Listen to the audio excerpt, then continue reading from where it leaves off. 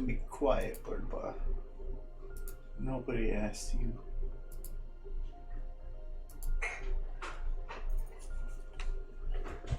And actually, I was ready like a minute ago. I was trying to make a face. Last couple times I've been short on time and didn't get to. So, face. Hold on, it's an animal for a second. Huh? I thought that was an animal for a second. I'm like, what? An animal? Yeah. Like It's a blanket. Yes. You put it on when you sleep. This is good information to have. Yes. Where'd my mouse go? There's my mouse. Oh. She's... They got the buck tooth. No. She become beaver.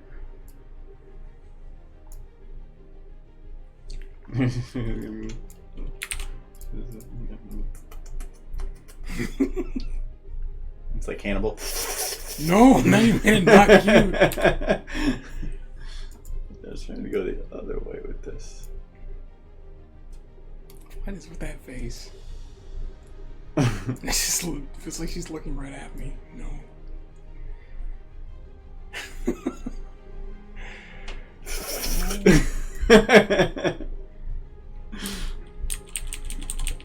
Undo all that.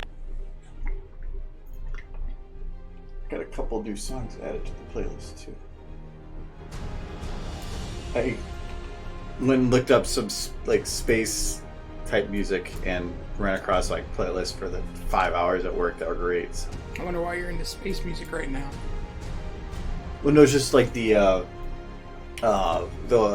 music that has like that Mass Effect type feel to it. Yeah. I've been trying to find it for a while, and I finally found a stream that brought me down a really good one. So. I figured it had something to do with The Expanse. Well, I went and looked up one of their songs, which then took me down that trail. Yeah. So, because a lot of theirs had a certain feel to it that was Mass Effect-ish. So, found some really good ones. Yes, space. Spot check. Problem is, I'm cruising through this book. I'm probably going to finish it in like about a couple days, and I ordered the other ones, but it'll be here Thursday. Sadly.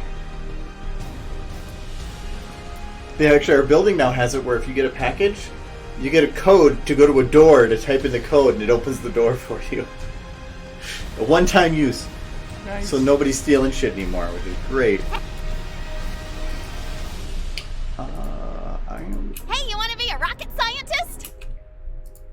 Hey, you want to be a rocket scientist? We'll do this one. Hey, you want... Because that's up. This one actually shouldn't be that difficult. I think we started it last time, didn't we? Yeah, I think I did. Want to be a rocket scientist? Now you gotta figure out what you got left. Huh? Now you gotta figure out what you got left to do. I think all I did was you want to be a rocket scientist? Yeah, that's I think all I have. And I can tell I did it because I wouldn't have had that swing. I'll sometimes do the bass and tail. Want to be a rocket scientist? Yeah. Wings look good too. Hey, you want to be a rocket scientist? Oh yeah, I did. Hey, you want to be I was working on the hair. Scientist? You kept doing it and then going back again. You didn't like what I you did. didn't. This hair, like I don't like it. It doesn't look like it's not floppy enough. Scientist? Or it swings this way. Rocket scientist? But it doesn't come back. I just realized I'm still wearing shoes. I'm gonna remedy that. Who wears shoes? Scientist? Rocket scientist? Scientist? Scientist? I think these just need to arc like that real quick. Rocket scientist? Rocket scientist? Rocket scientist? Yeah, but I think I don't want that turn. Just a little bit, but not like I did. Scientist? Rocket scientist? Scientist? I'll smooth it. Camera? What broke? The camera is because it's autofocus. But normally, everything other than if something goes up close, everything should be in focus. I don't know. The only time it ever really throws things out of focus is if I'm putting something up close. Everything else is just in the far range.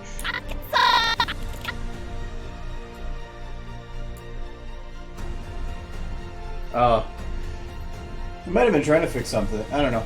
I tried to give it so that it was range for him. Be a rocket scientist. Be a rocket scientist. Be a rocket scientist. I'm gonna be a rocket scientist. Rocket scientist. Rocket scientist.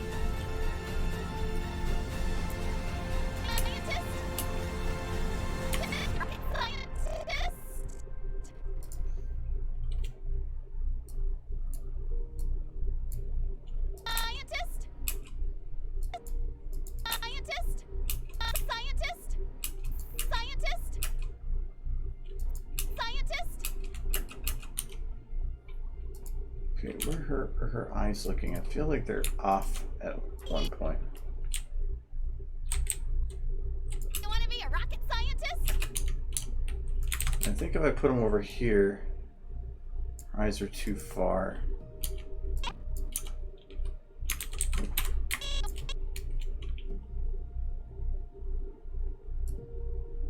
Hey, you want to be a rocket scientist?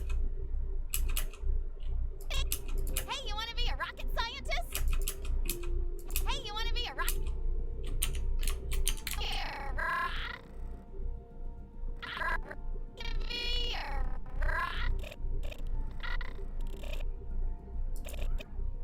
I'm trying to get more teeth in this look right here.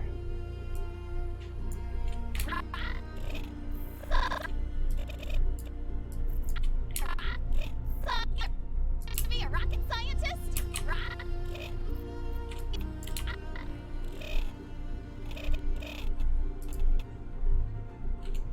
I'm gonna pull the teeth out of this part and get them more open. Be a rocket scientist? No, it's worse.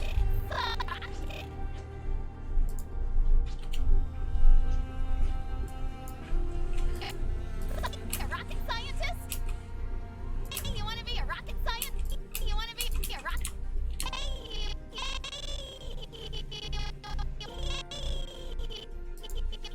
Should be more angry here.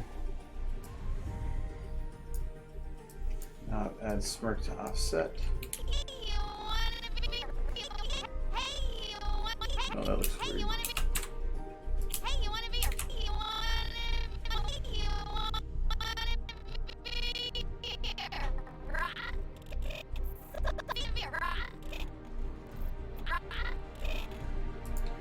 She's just being very outgoing, so I'm trying to make the mouth match it.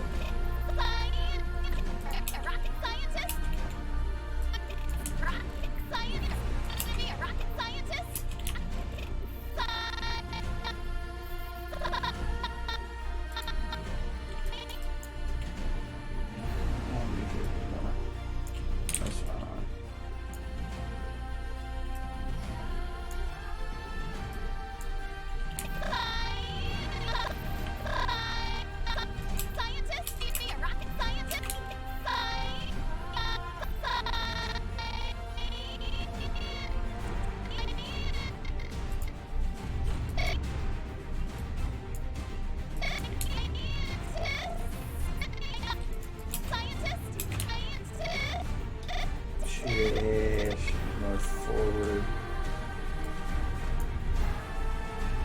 More teeth. She's so sad. Sounds like she's singing about her sadness.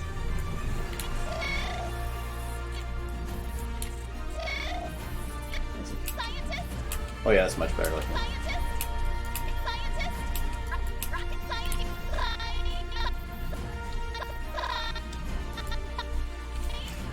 This needs it too.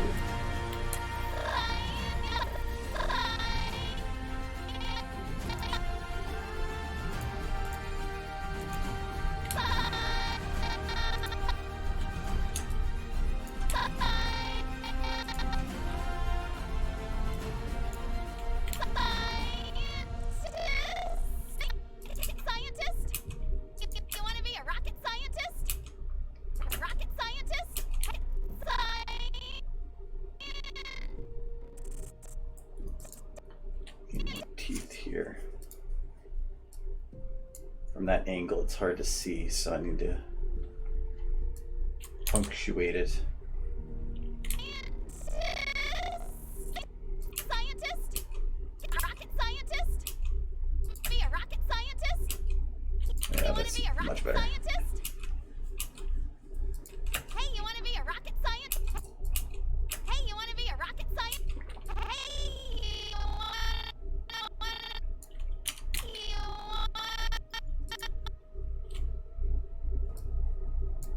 Hey, you wanna be a rocket?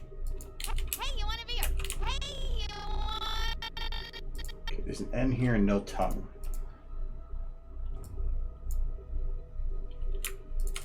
I think that's the. I'm not gonna really look too much more than that.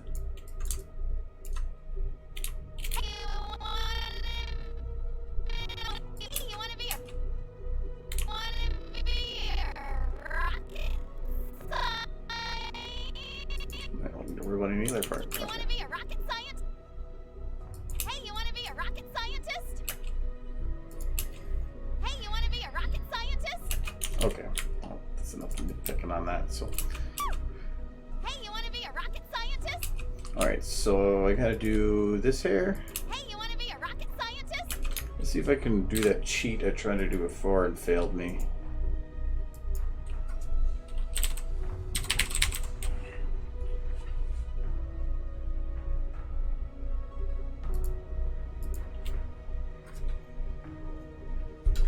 Do you want to be a rocket scientist? I want to be a rocket scientist.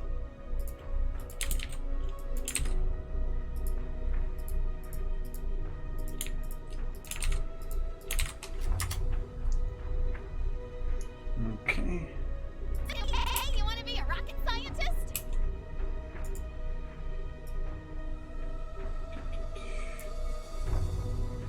Please. Didn't save again. Why does it do that? It's when I need it that it doesn't work. Just seems weird. You wanna be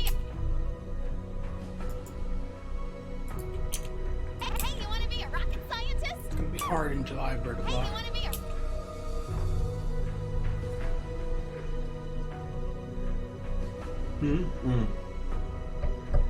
You want to build a snowman? You could. Like, styrofoam or something. I got the ones that like join fabrics and stuff that are the round ones. So you use toothpicks. Amazing. Hey, you Magic of wanna crafts. be a rocket scientist? Hey, Yeah, I guess I'm gonna have to manually do these.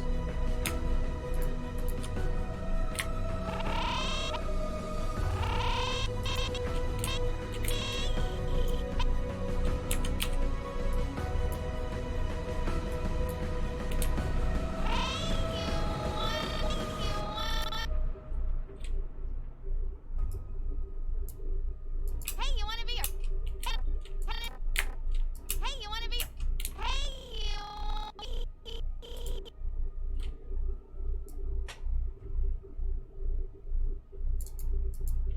Hey, you wanna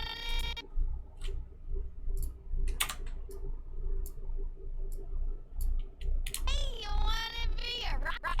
Hey, you wanna be a rock? Hey, you wanna be Hey, you wanna be a You wanna be Hey, you wanna be a rocket? You wanna be Maybe that's just too. Oh, I'm not moving it too far. It's do it Hey, you itself. wanna be a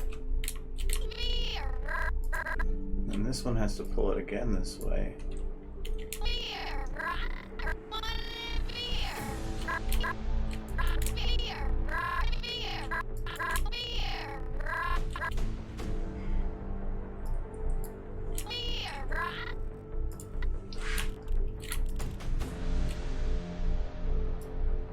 That's face everybody loves.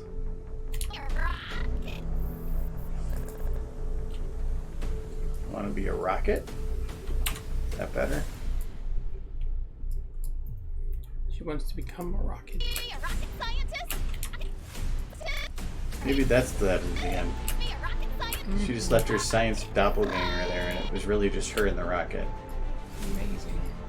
It was her brain. Rocket scientist. What a twist. Oh, you want to be a rocket scientist? Oh, Scientist. I'm gonna go bounce upwards. You want to be a scientist? Yeah, that turned out good. I was gonna mess up. Liking so far. Let's smooth it. Seems to fix everything. Hey, you want to be a rocket scientist? I'm so glad Half-Life came out when it did. Otherwise, we wouldn't see all these like scientists in these source filmmaker videos with those old CRT monitors. Just the best. Without Half-Life, Source Engine probably wouldn't have been very popular, which means that Valve probably wouldn't have done so well, which means that we probably wouldn't have SFM or Steam. Thanks, Sierra. Rocket scientist. Rocket scientist. Rocket scientist. Rocket scientist. Think we'll ever make another Half-Life? They're making a Half-Life VR game, actually. Is it a new game? Yeah, Oh wow. that was something I was told about a while back. But there was hints of it not long ago. I'll have to look into that. That sounds interesting. I don't think there's much information out there enough. I love the continuation of the story. I'm guessing it won't.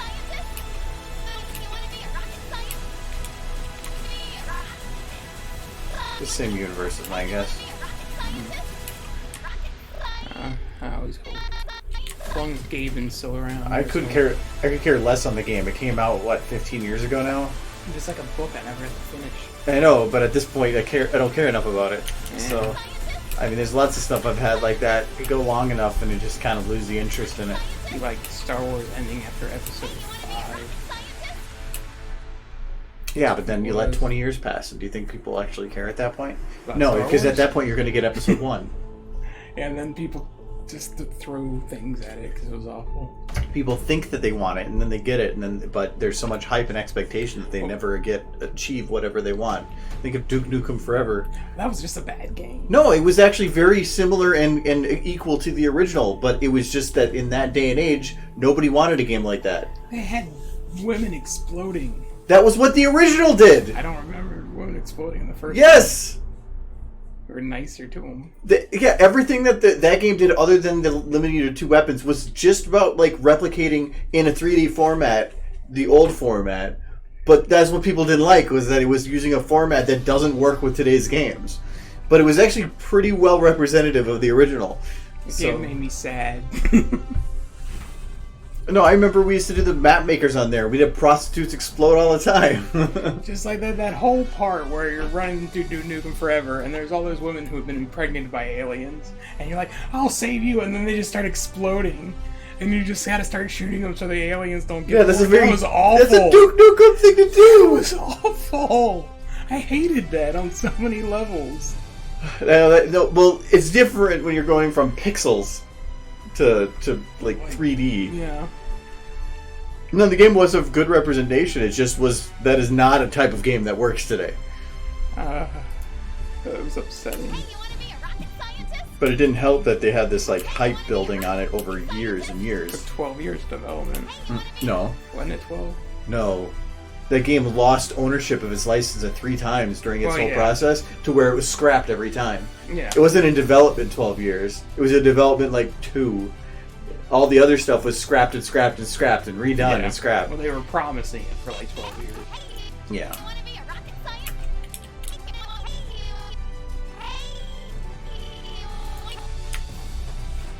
Here. It's not going the right direction. No, I was curious and I looked up a bunch of information on it, and they're like, it was just... No, they spent a lot of time working on it, and then that company fell or went under or something, and so another company took it, and then another company took it, until eventually was it Gearbox? It was 3D Realms who initially owned Yeah, it, 3D and then Realms owned Gearbox finished it. No, they didn't finish it. They I don't think they had many assets that they utilized from the original. They didn't. Finishing it implies that 12 years of labor went into that single game. No. I don't know that 12 years later. I think 3D Realms basically kept messing up and putting it all. No, it's not just messing up. There's a whole story behind it, and it's pretty interesting. But it was definitely a game that was hyped too many times.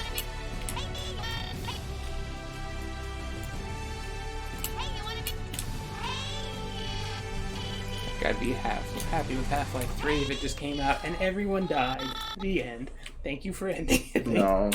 I thought Half-Life was originally going to wait until Source 2 was in the market so that it could be used as a flagship. But now I wouldn't be surprised if they're just trying to keep up on a market that is so accelerating so fast, but they're focusing on too many things and not able to focus on the one thing. I don't think they care about their engine anymore, or at least not enough. They might be focusing on it again now that VR is kind of come and gone from their focus. But they were one of the first companies to start experimenting with VR. I think they jumped in because they didn't want a market that was dominated by one brand. So they jumped in so there was competition, and it ended up kind of like taking it over. But it was a good idea to do it because if they waited too long, they would have been screwed and never been in the market at all. Yeah, I remember one of the first games to support VR was Left 4 Dead, and that was super early on. They worked with ATI on it.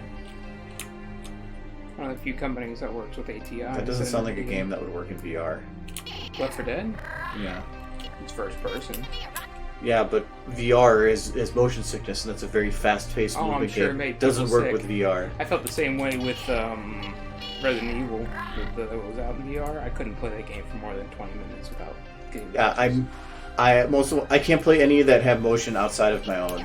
So the ones that I played are puzzle games. Emberstone, I think, is one of them that's really good because it's a toss mechanic. So you just toss yourself to an area and you can walk in the area and you solve puzzles. And I actually Myst type games I feel like would work really well for that.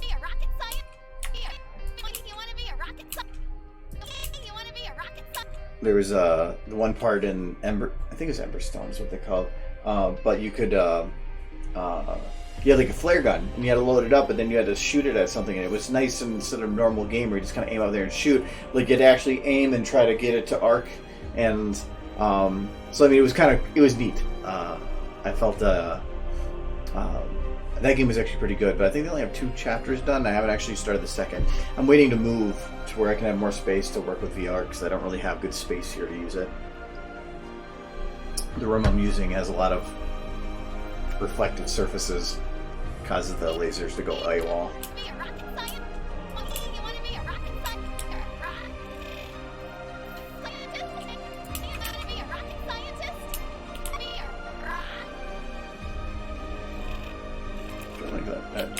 This hair needs a little bit more to it.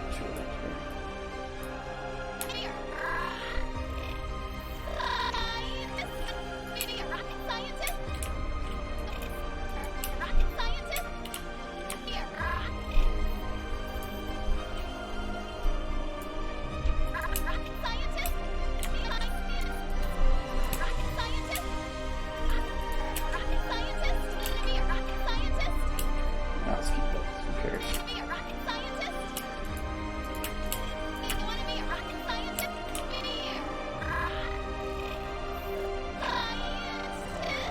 I think I might just not care too much on the ears here and just go with how they look.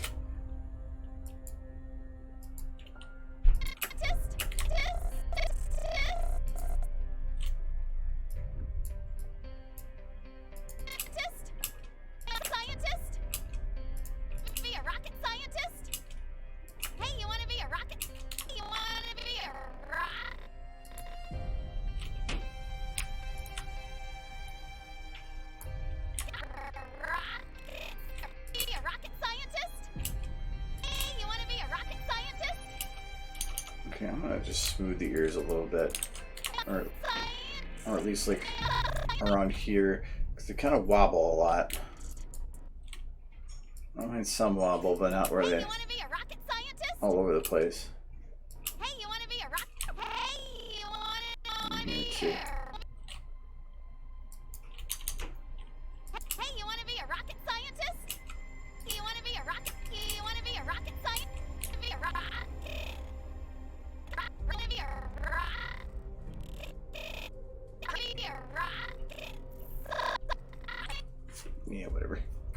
good enough. Hey, you want to be a rocket scientist? I can't move her glasses because they're locked onto her, and I don't feel like separating that out. I don't think I have anything else to animate on her per se then. There's Spike, but he's off camera, so I'm just going to leave him Hey, there. you want to be a rocket scientist?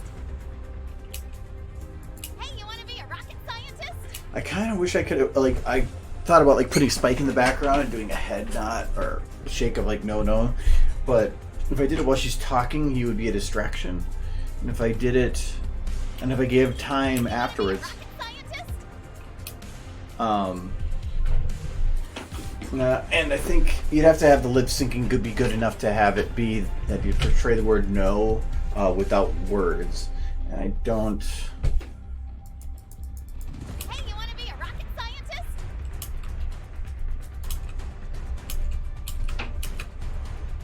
I think I'll just leave it as that for her then. Does she have Hey, you want highlights? to be a rocket scientist?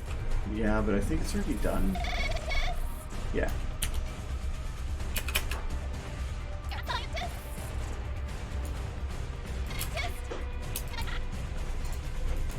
Scientist? I'm gonna keep her mouth at the end with this the end of the E sound. 'Cause right now, she pretty quickly changes to an open mouth. Scientist?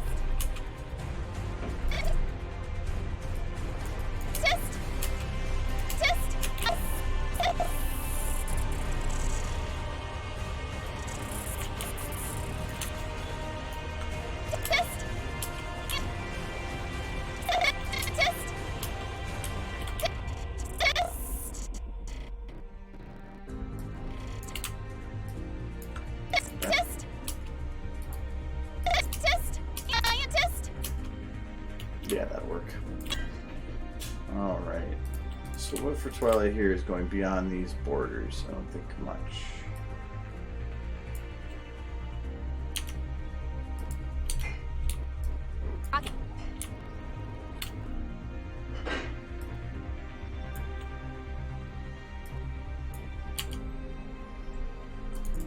Alright, I think everything else about Hey, you this want to one be is a good. rocket scientist?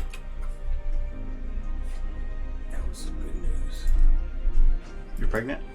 Yes. Also, the house closed. That's good. You don't have to want to fix the door too. Hmm? You don't want to have to fix the door too, Fix the door. because it wouldn't close.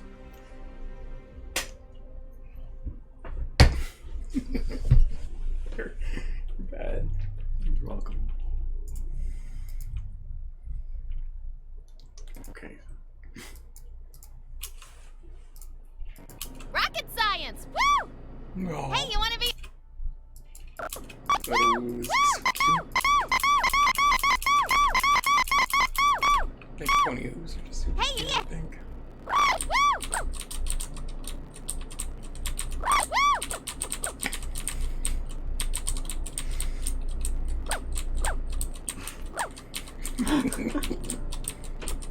Take my wheel. She just kind of goes. Whoop.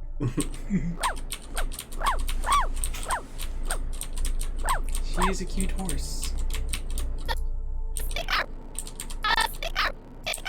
Oh, this is the scene where she barks.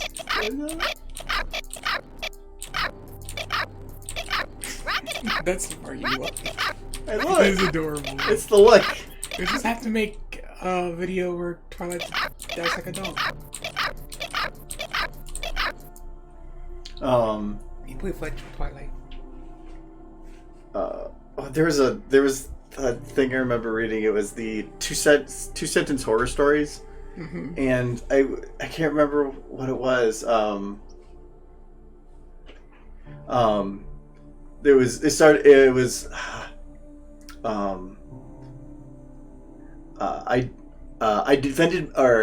defended my dad when he was he was assaulted from somebody that came through the front door. It goes, and now we're going for a car ride, and he's only telling me, "You were such a good boy. You were such a good boy."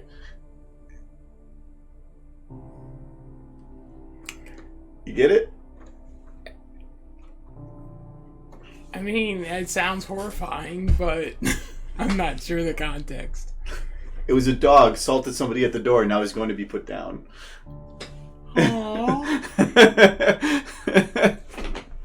It took me a second on the story. I can't remember the exact wording, but it's something like that. And I was like, those stories were usually one sentence. They led you one way, and then the second sentence, they kind of like the Tom and Jerry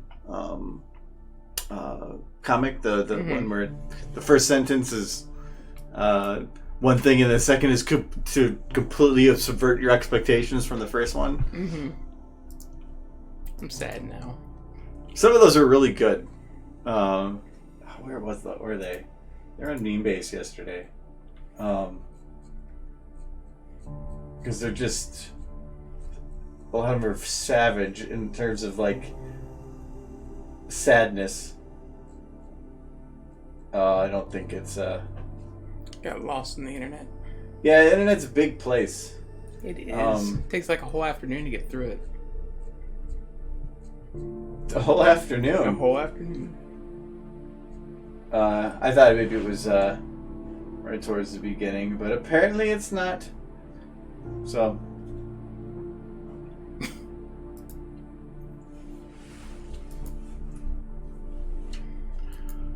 Rocket science. Whoops. This is going to be the stream. Watching Twilight Bark. She's cute. It's just a little digital bark. Arp. Down here. That's cute. She's got that little hoof.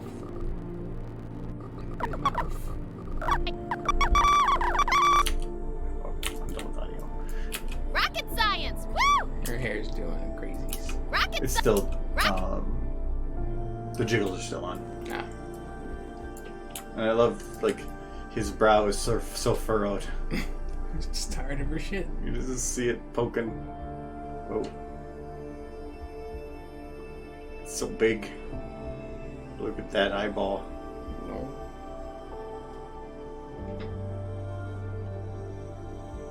Look at that, those curves. There's polygons. Oh.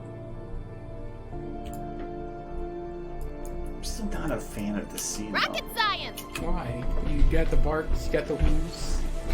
It's too floaty. These are supposed to be Rocket floaty. science.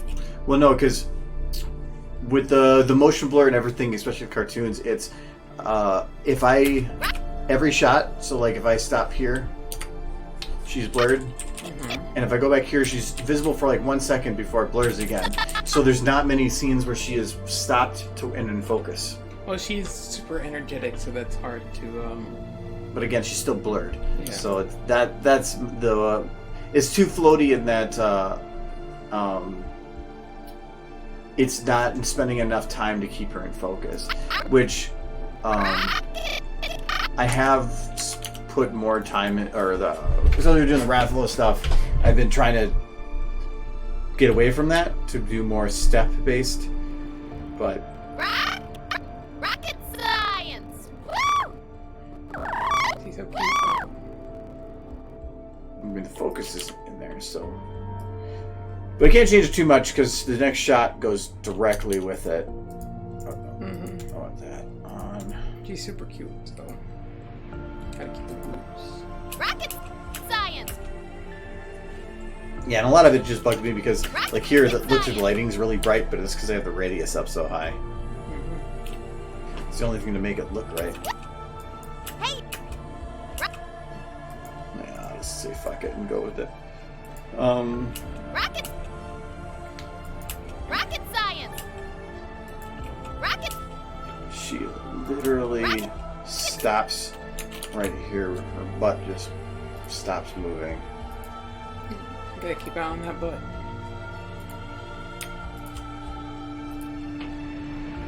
Yeah, you can see it right here. Rocket science. And right Rocket. here. So we're gonna fix that. We're gonna grab all those except head and neck. So it should be most of it. So we're gonna be like right there. And we're gonna just blend it low. Rocket. Rocket.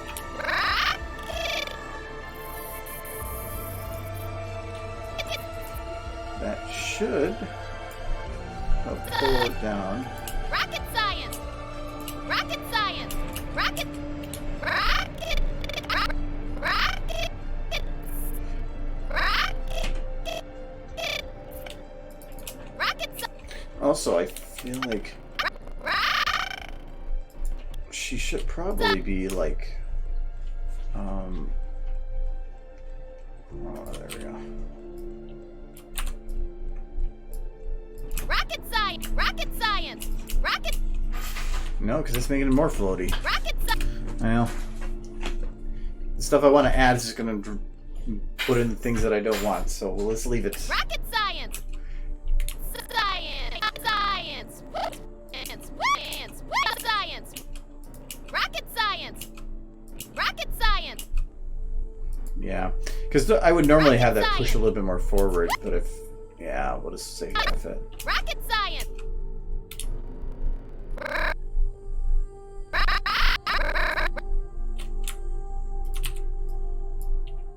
Rocket!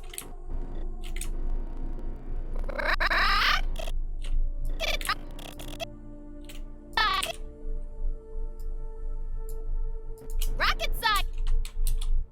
Rocket science! Rocket! Rocket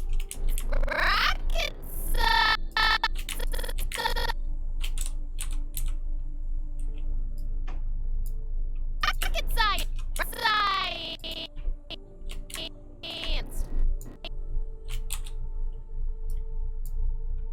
Science! It's science! It's science! It's science! Well, cool thing too. So we have a super fight panel at BronyCon. So I picked up. I wasn't able to print out enough copies to potentially sell, but I printed special cards for the con, so that for people to advertise it, people to fill out the back of it with information with their badge and bring it to the panel to have it thrown into the deck.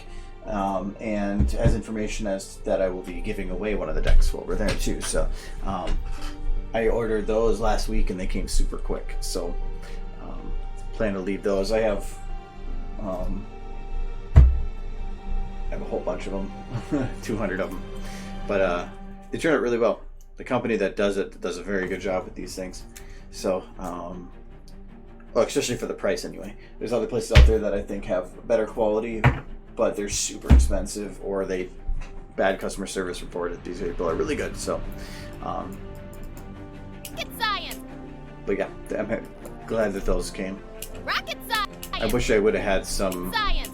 additional copies so that I could Science! sell people if they wanted, but I would have needed to get about 50 of them, and it was less than or just over a month, and they were out for 2 weeks in that time, and I wasn't gonna risk having to put that order down. Plus, that would have been like $2,500 or something like that. I can't remember the cost, and I'm trying to like spend lots of money on other stuff right now, so I didn't want to drop that kind of cash. Science! Rocket science! Rocket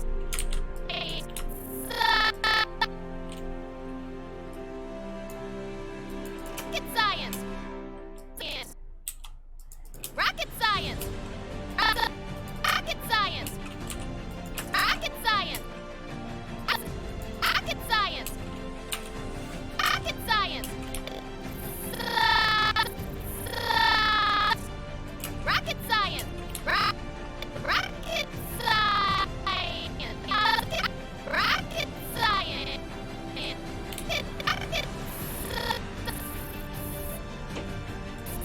I should be really crooked on that.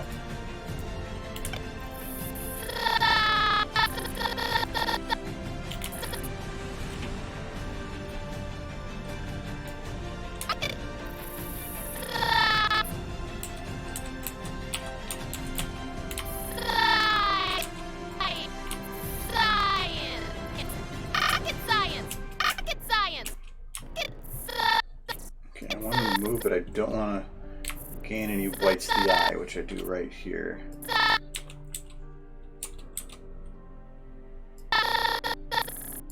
So I want to go a little bit more to the right. Rocket science! Rocket That's fine. science! Rocket science! Okay, go back to the tail. Rocket science! Rocket! Rocket! Should I have the tail go down at the beginning? Rocket! No.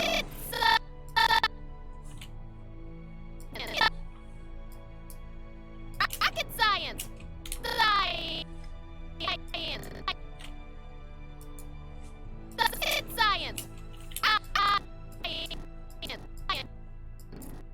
Science!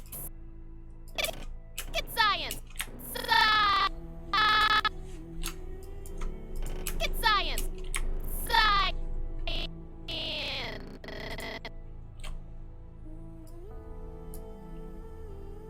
science! Rocket science!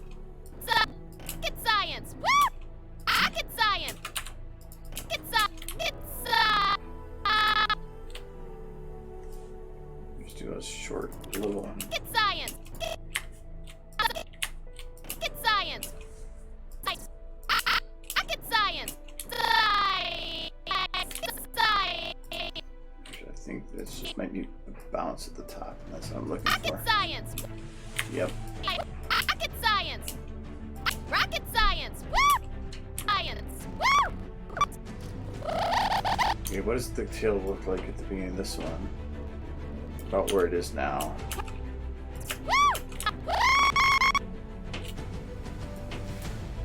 It's woo!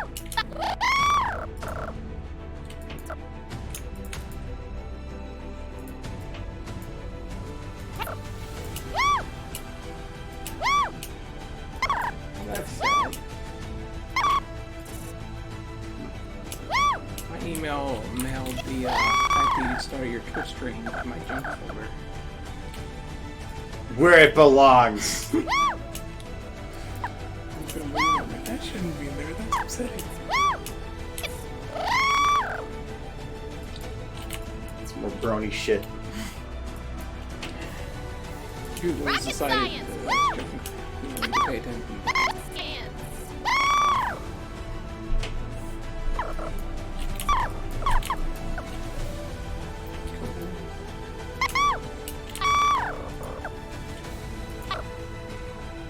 Snakes smell like it. Hmm? Snakes smell like it. Science! Woo! Science!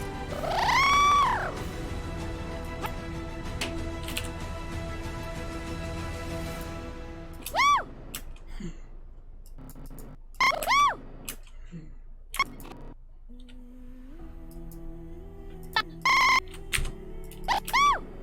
Science! Woo! Woo! He's so happy. Woo! Woo! Woo! Woo! Whatever. I don't care enough. Rocket science! Woo! Rocket science! Okay.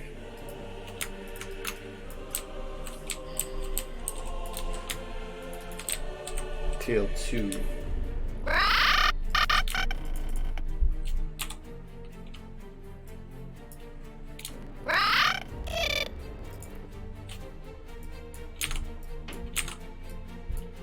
Rocket science! Rocket science!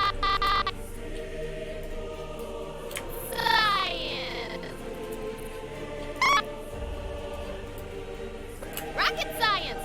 Woo! Science! Science! Woo! Science! Woo! She's so bouncy.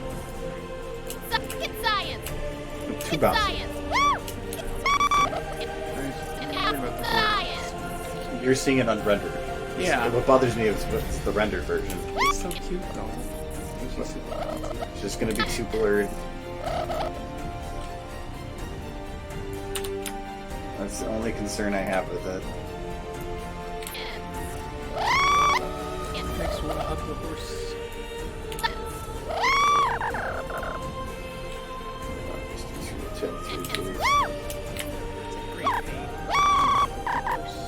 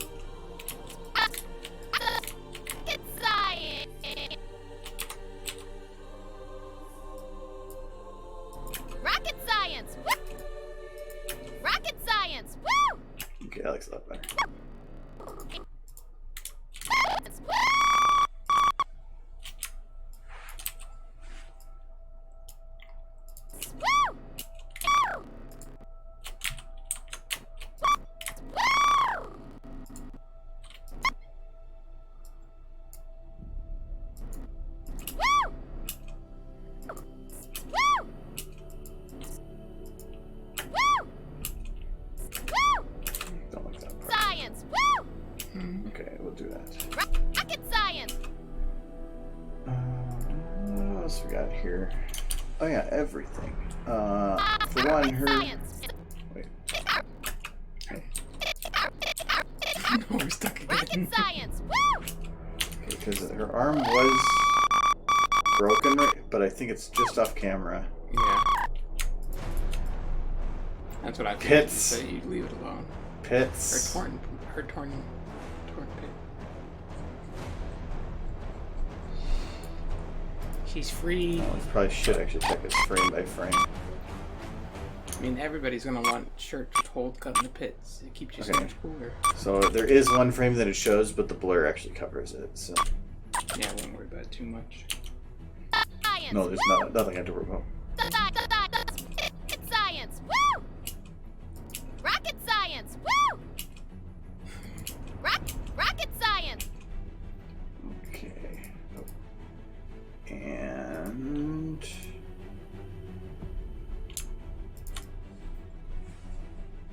okay. Actually,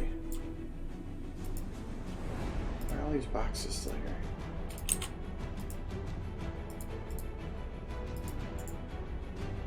They're not in the shot.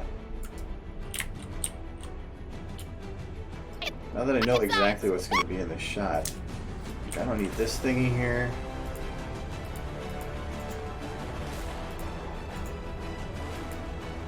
But yeah, I wasn't deleting originally because I wasn't sure if what I was going to delete, or if I was going to change things.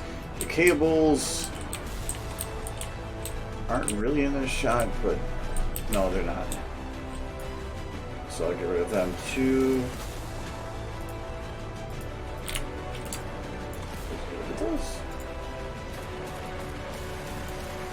Ooh, that included the floor. We want the floor. There's so many Twilights. Yeah, her Yeah, floating. there's that cable. You have her floating in a lot of these shots. Yeah. You got a problem with it? No, she can fly all she wants. I figure it's because everything's built for humans and it's supposed to make it look like it's built for ponies. Well, I could move everything to match if I wanted, but I didn't see any need to. Yeah. It's easier just to make her match. Yeah, and it doesn't really matter. You could think that the positioning of the floor with where she is off, but It looks fine. Rocket science! if this was constantly moving like this, it would be more of a bother, but it's not. So therefore, it's not putting a perspective on it. Yeah. Even so, you just go box, the box, and then that's it. Rocket science! She's got all those Depending on her first box. iridium boxes or something. And there's too many of them. She's like, there's Twilight, then you go over here, there's another Twilight, and you're like, wait a second. No, future. There's only one visible at a time. She's messing with time again. As soon as one leaves the screen, the other one comes in. Too much Twilight. Now they're both in the shot. If they boop each other, it'll end time in space. Hello, fan. Pits. Yes. Why is this computer on its side? It's a good question. Why is it so blurry? It's the only way they could fit it on that shelf. Because it's Half-Life. I think all this stuff I have to keep. Probably don't have to actually keep the pipe back here. Actually, now that I think about it, this shot is way too blurry for what it is. Science! It's another thing I like about the Half-Life assets. It reminds me of that era when all electronics were made from the same beige plastic. Hmm. I'm sure there was a reason for that, but I'll never know what it was. Ooh, this camera is off.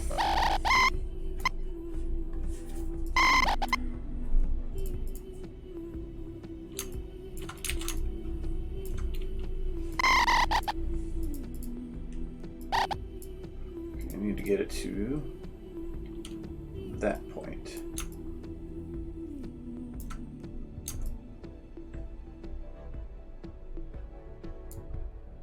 I think that's the start.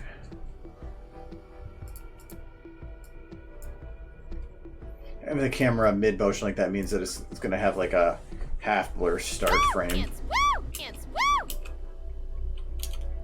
I don't want that. Oops. Dance, woo! Dance, woo! I think. Oh no, I've already done the lip sync. Because it would be nice to utilize the other model because it can do squint. Then here she could actually do a squint instead, but the lip syncing does not copy. Science, woo! Rocket science, woo! Rocket science, woo! Let's leave it as is then. Rocket science, woo! I'm not gonna do anything with Spike. He's just kind of he's doing like what Spike does. So this, I'm gonna decrease the blur a little bit here, and then I'm gonna grab all of it and decrease it a bit more. That's a bit better. The aperture for a 50 or a close-up could be more blurred, but not for where I was farther away. This was too much. But if you change the aperture along with the change in focus or the distance, not distance, zoom, it usually one changes faster than the other, and you get some weird, awkward, extra blur effect between. Rocket science, woo!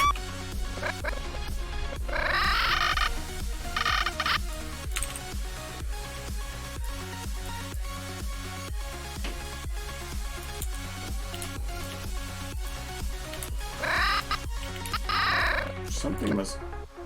Oh yeah, I did a lot of shifting the time there, so that's be why. Because her eyes are also not. I probably should fix these. Eyes are important to have right.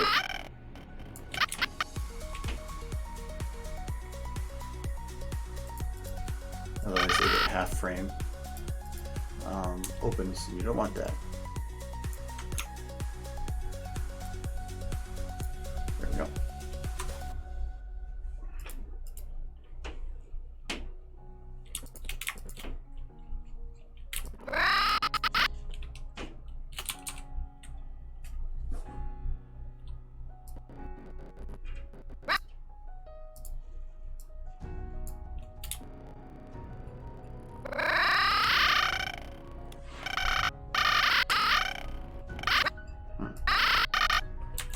I guess it did go down.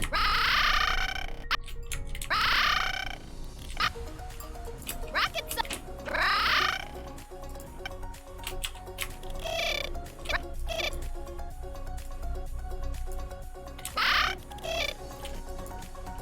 Rocket science. Rocket science.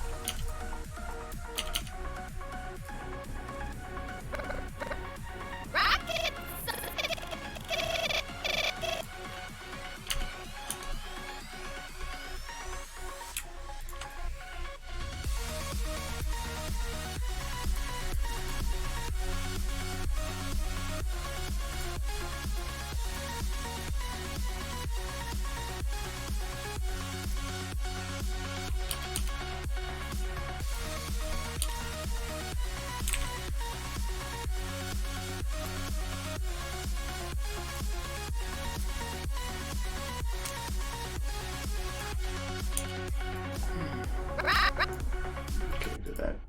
Rocket science! Woo! Rocket science!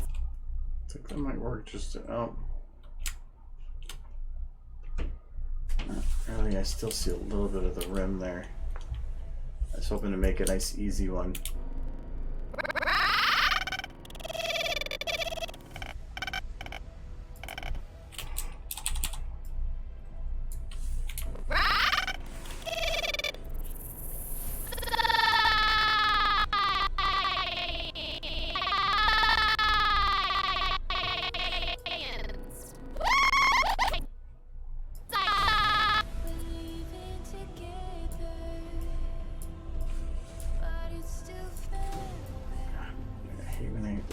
move very little, so I had to move a lot, and we just dropped to get to where I want.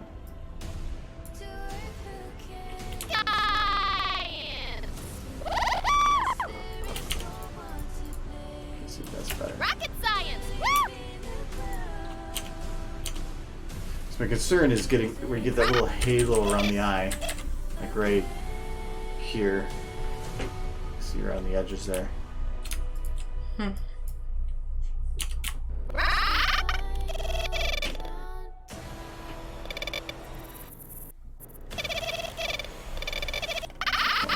From your eyes are closed to there. Let's move it down.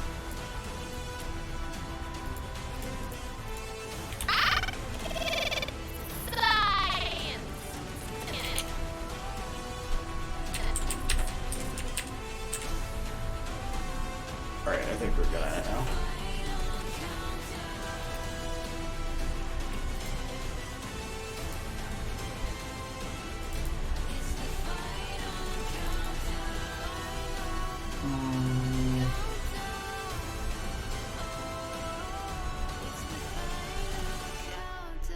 What did I call that?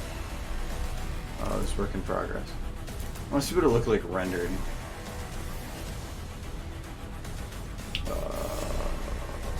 Rocket, sci-fi, rocket. Because this should be pretty close to what it was.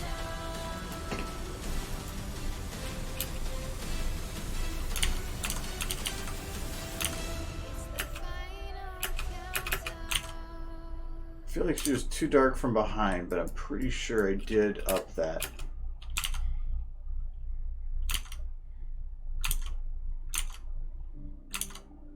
Yeah, it does look a bit brighter.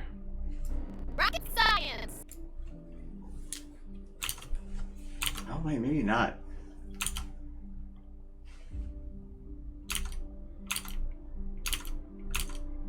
I could definitely see the rim in the eye when I did that one. I think I might need to up the background light a little bit more on her.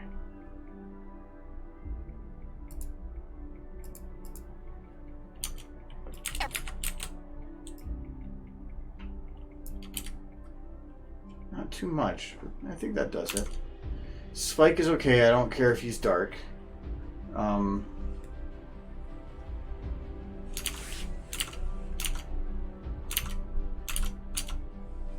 I do think that was too blurred in the background, so we're good on that. I wish I could find something better than whatever the hell potato face this thing is, but I don't want to go and replace all the screens. I already did. Oh no, actually, I replaced the. Yeah, I replaced this screen. What screen? Oh, use rocket and science. Go cool. Where did you find that? I made it. It's amazing. Rocket navigation. Use science and cool stuff. Go space. Go space. And then I looked up science readouts. It's for science stuff. You got the brain. You got hot stuff, and this does something. Little Easter eggs. But then with the motion blur, or with the blur, you barely read it. Mm-hmm. All that work. Though I think you can. This is the same render. Mm-hmm. You can read it saying rocket navigation.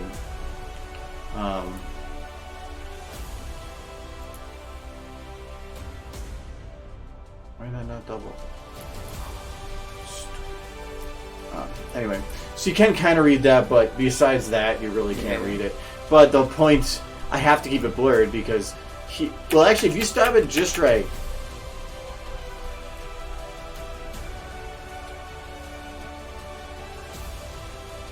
Yeah, you might be able to stop it to where if you zoomed in, you could do it. Because technically the focus is shifting from him down.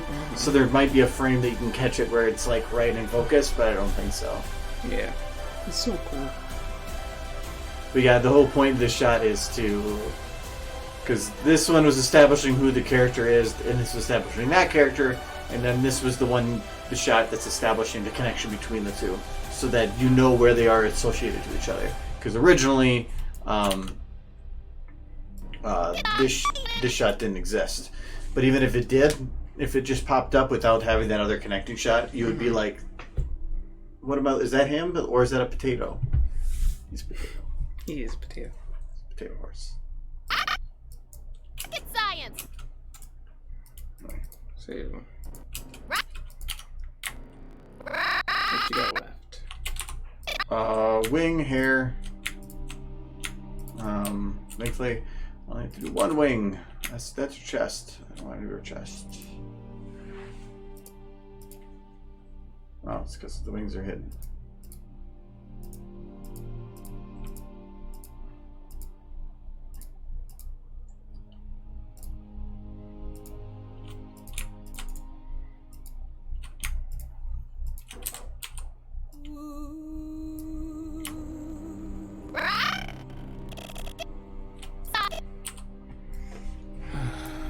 Rocket science! Rocket science!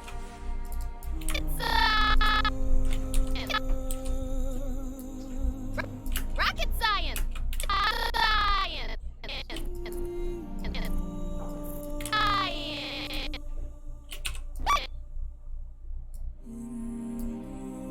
Rocket science! Science! Woo! Rocket science! Woo! Woo! Okay, I really don't have to care about the wing after this part. Woo! Woo! Woo!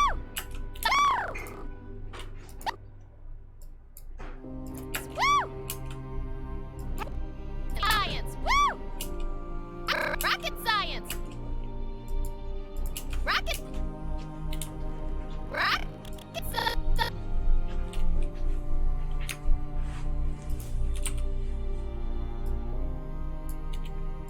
Rocket! Rocket! Rocket science!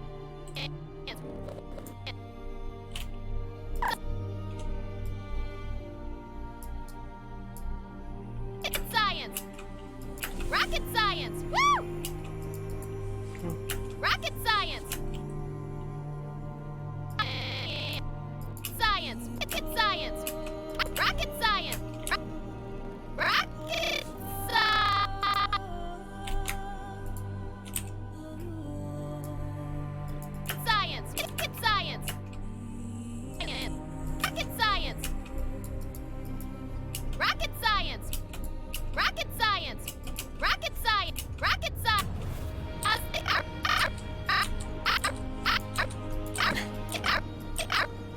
Stuck again. Can I eat? Let's get the cups. You become back home. It's got stutters. Rocket science!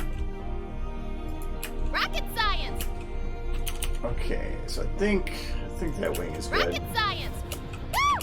Now we can bake the Twilight. Actually, before we do, I'm gonna see. Now I feel like I'm just gonna break everything. So I'm gonna load another alicorn. No, this is you giving back that whole issue. Around. Yep, but I haven't baked the other one yet. Rocket science! Woo! 2 matches up. Okay. Well, no, I already hit the other one. Alright, so this one is not locked. We bake.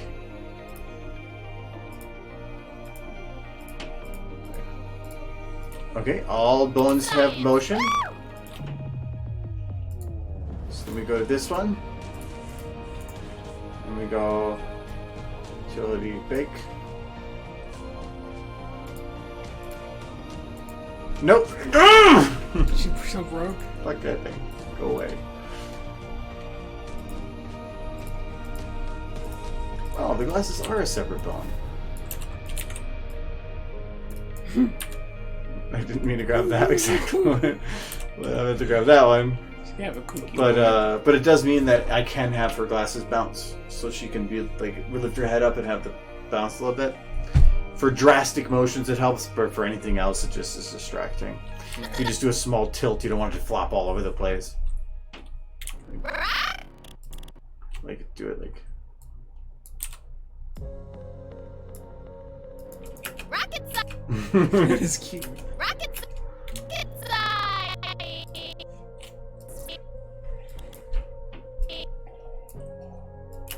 Rocket science!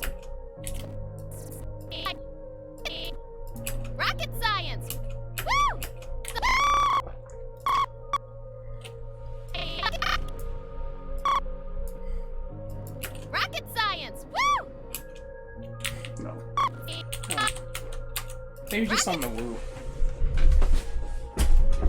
Well, on the Woo, well, other than the shot that follows it, Maybe it could bounce. you could do it like.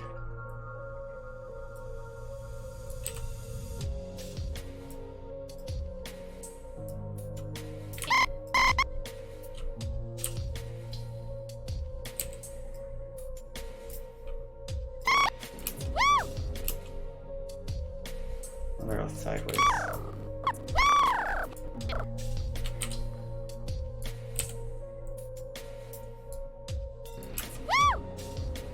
You want to be a This game. I don't know.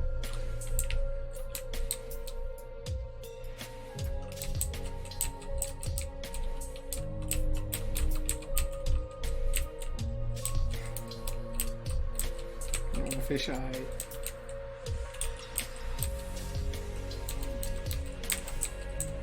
Look at that hair. It's attacking.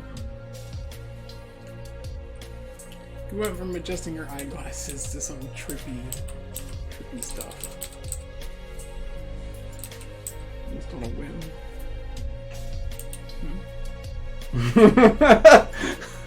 You look so sad and deformed.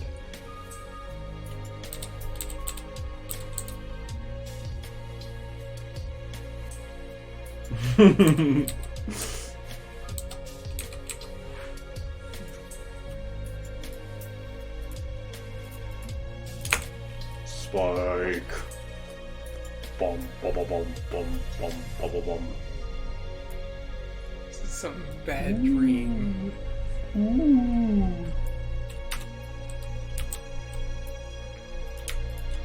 Oh yeah, probably should undo our glasses. They're gonna have it bounce even a little. Hmm?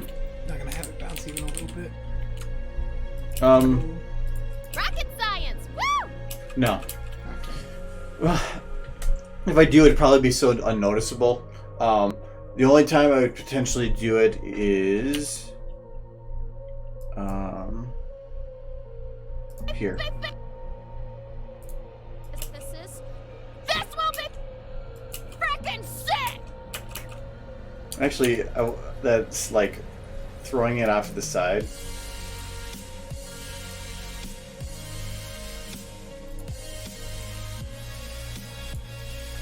Is it this one? No.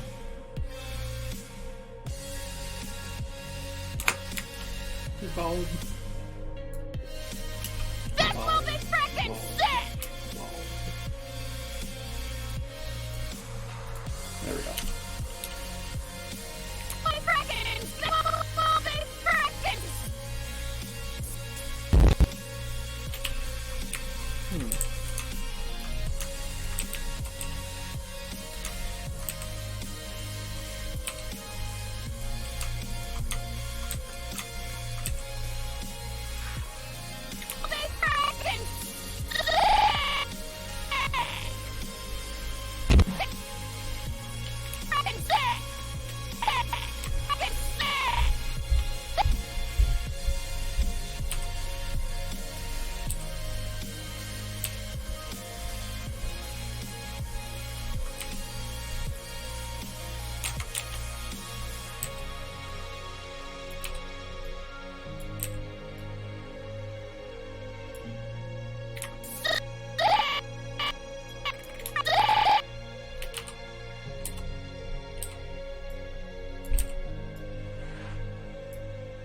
frickin' sick!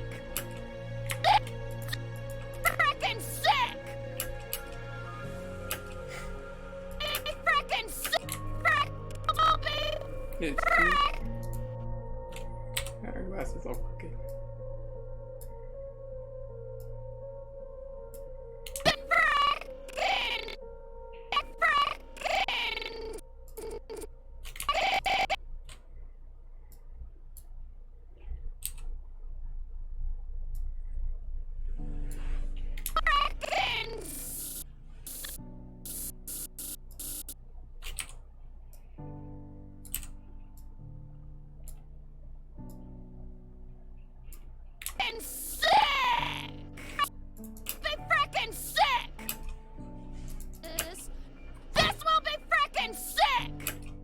I kind of like that. Just makes it look more manic. It does. Works well. This is pretty much the last shot you see her face. At least in the immediate. Yeah, for what I have planned.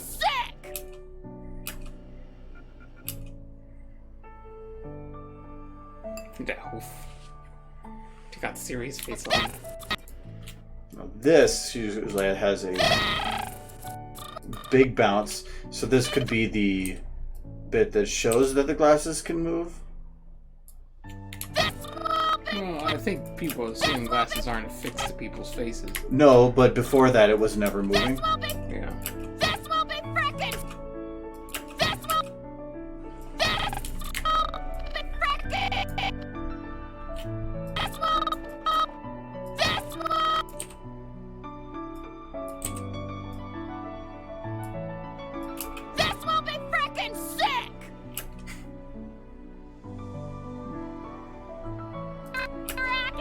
Hypothesis.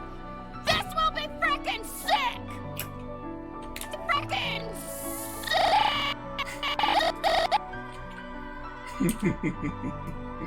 That face. sick! Frickin' sick! Sick! Frickin' sick! Frickin' sick!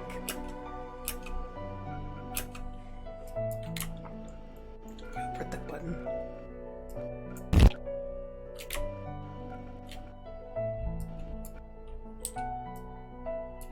Ooh.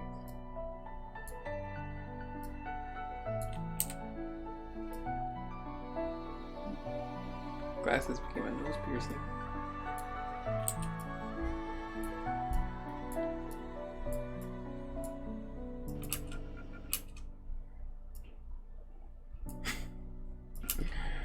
Maybe a bit much.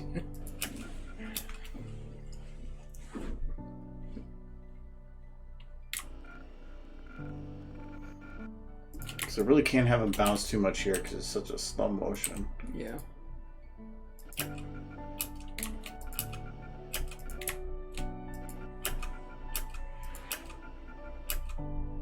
Frickin' sick! Yeah, but I like that little extra. This will be frickin' sick! Though I feel like Frickin' sick! when she's moving over here. I feel it too, but it still seems like her glasses are where they're supposed to be. Here? Nah, it's clipping into her nose on one No, side. oh, there, I just have to lift it a little. Yeah, there you go. Frickin' sick! I think it just feels that way because part of the glasses go out of frame. But it looks To go out of frame? like the bottom corner of the left side. So you don't see part of the glasses and it almost feels like it's clipping, but it's not. It's just out of frame. Oh no, here it's clipping her Of her nose. snoot. Is it clipping?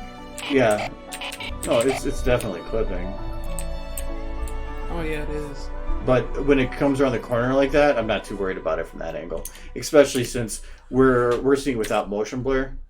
She's going to be shaking, and so the time that it's clipping, there you could say that it's not, but it's 1, 2, 3, 4. So 1/8 of a second. So usually I can get away with it. This will be frickin' sick! Frickin' sick! Science! I don't think I've seen that song Science! before. Science! The song you're playing right now. I've had this one on here for a while. I mean, it's right now 20 songs down. Ah. Got the bebop. But now that I'm past new stuff, I like this one. It's just it's a piano one. I love piano. Is it Actually, fun? there's a piano under the bed. Oh, there's a piano under this bed. Can you play it? I haven't played it forever. It's just a standard 108 key, I think, or something like that. Because when I was in community college, so this would make it like 15 years ago. I got it because I had a piano class, and I wanted to learn a Final Fantasy song, and so I took the piano class. I learned it, or I even told my instructor, I'm trying to learn this song. She goes, "That's a bit above what we're going to teach in this class." I'm like, "I don't care. I want to learn it." She goes, "Okay," and so she I did the whole class. I did the class. I learned a lot, and I learned how to play like the chorus and a bunch of some of the other parts. Though some of it was outside what I could potentially do.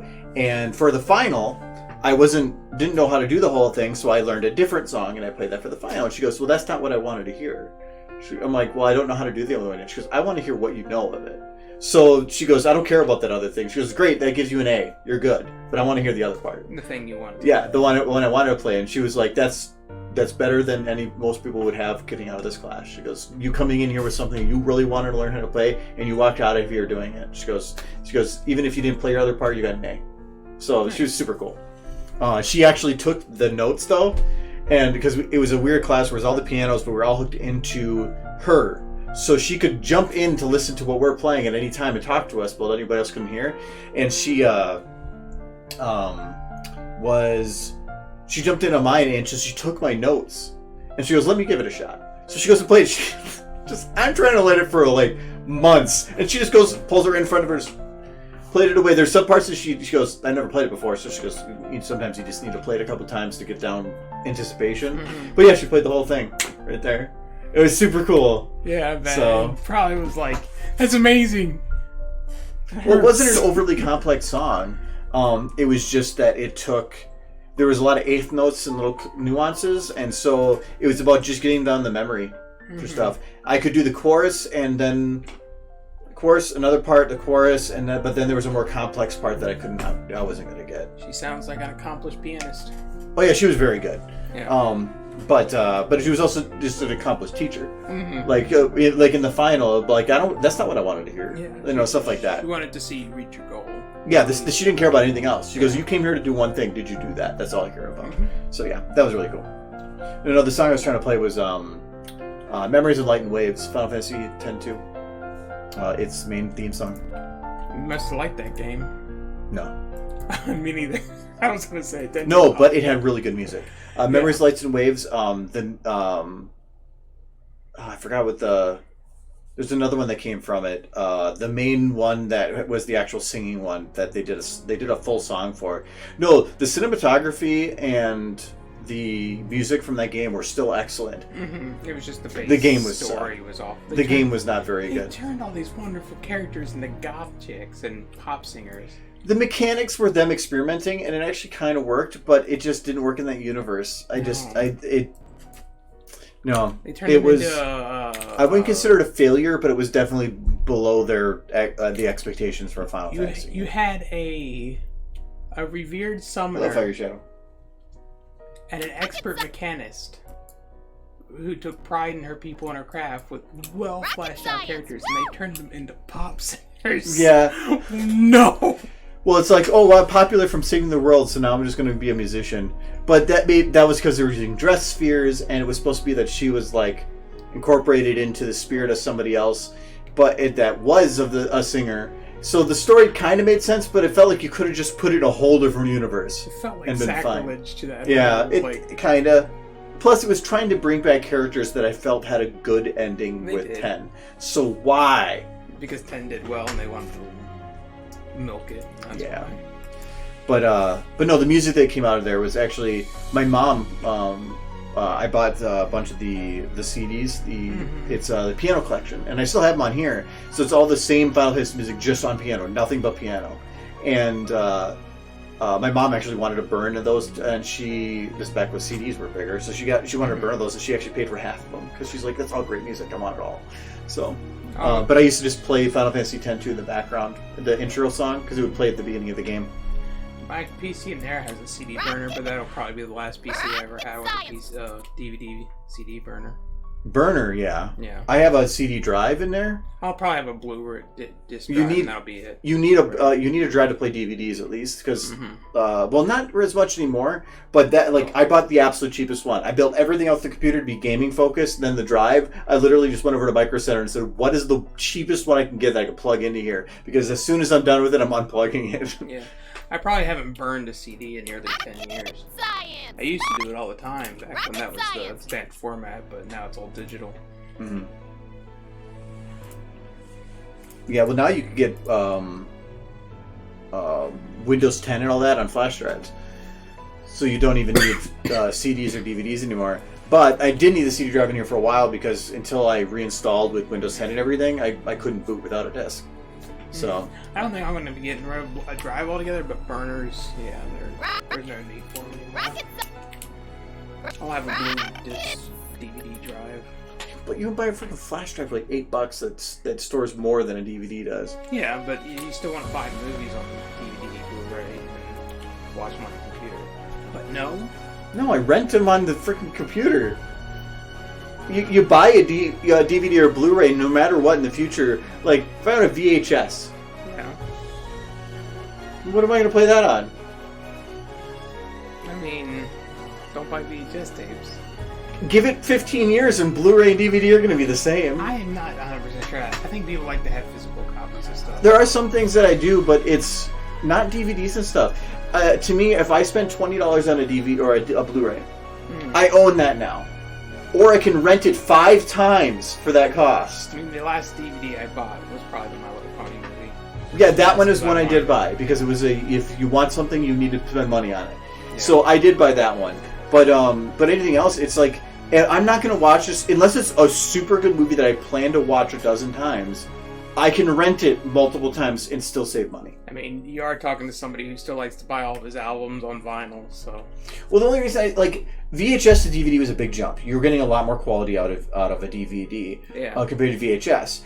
And also, like VHS, well, they probably could support widescreen. I'm not sure how the data was stored. I'm sure they did letterbox. Yeah, but I'm not sure. Basically widescreen. I don't know how the data was stored to whether or not they could do that. It was basically just a piece of film, so they could do it. Yeah, it'd just be how much can you cram on there. The film would have to be a different shape. But DVD to Blu-ray is just taking the same everything and just increasing its pixel count. Yeah, I know it was stored in 4:3, but if you think about zeros and ones, though I don't think that was not digital, that was analog. It was completely analog. It was basically like the same thing as like film on a camera. Yeah. Okay. But yeah, because if it's zeros and ones, then it could be just run the tape faster. Yeah. It was a tape. Yeah, thank you, Blurred Applause. That's a tape was a tape. A tape was a tape. No, but DVDs and Blu-rays are, to me, you're just increasing the quality. But it gets to a point like 4K TVs are getting big. And I have a 4K TV right here. I got it mainly because I'm using it as a monitor, so you can utilize those pixels. But as a TV, a 4K TV, like they're like, look how crisp it is. I'm like, yeah, but you're also sitting farther back in a room, and I have glasses. I don't think I'm going to pick out the difference between a 4K and a 1080 to enough to care. But now they're like 8K. No. Are they already talking about 8K? There's 8K out there. Yeah. But to me, I actually thought once I got a different place, you can get like a 75-inch 1080 TV for like $500. They're cheap now because 4K is the big thing. Yeah. And I could give a shit less. I'd rather have a huge 75-inch than a 40-inch 4K. Though this is a 43-inch 4K and it cost me $220. I do admit that it does. 4K does look a little better than 1080p, but mostly when things are moving quickly, there's less blur. But that just depends on the signal it's getting too. Yeah. Normally, I don't know if technology is better now, but it used to be that playing a 1080 signal on a 4K TV looked worse than playing a 1080 signal on a 1080 TV. Though you would think that they could just like digitally make it so the four are exactly the same. No, 1080 is still the standard for most formats. So. Yeah, and that's fine because like a computer, not everybody's computer is going to be streaming at 4K. Yeah. You need probably half on the market now are. My little teeny freaking laptop from my last job. I mean, they were expensive little laptops, but that could have output in 4K. It was at 30 hertz. So, not the great... Well, most movies are at 30 frames per second. Or at least, like if you're watching a movie in a theater, it's just 24. So, but using it I tried using it for work. Don't do that. Yeah. Did not work using just a mouse. Because the mouse was literally like, if I just move the mouse around here and you see it's ghosting, it was half that. It did output at 60 frames per second on 2K though. So I used that on this monitor because this one's 2K. Had this old 2K CRT monitor. That thing was amazing. It was like just before flat screen started coming out. And it took two people to carry the thing. It was ridiculous. It was 23-inch standard 2K monitor. That was CRT, which was rare. Old CRTs were just beasts. Well, this one took 2 people to carry it. And the thing about CRTs that nobody will appreciate nowadays, like if you work on electronics, like these flat screens, you can open them up, and you're perfectly safe. The old CRTs had giant copper coils in them, and if you open them up, you better know what you're doing, and you better be grounded, because those coils store power well after you turn them off. And they will electrocute the hell out of you. Well, yeah, a lot of old electronics were death waiting to happen. CRT screens especially. There was like a special class you had to take just on the safety of opening up a CRT television or monitor, because they could kill you. Science. Rocket science. You don't have to worry about that with flat screens.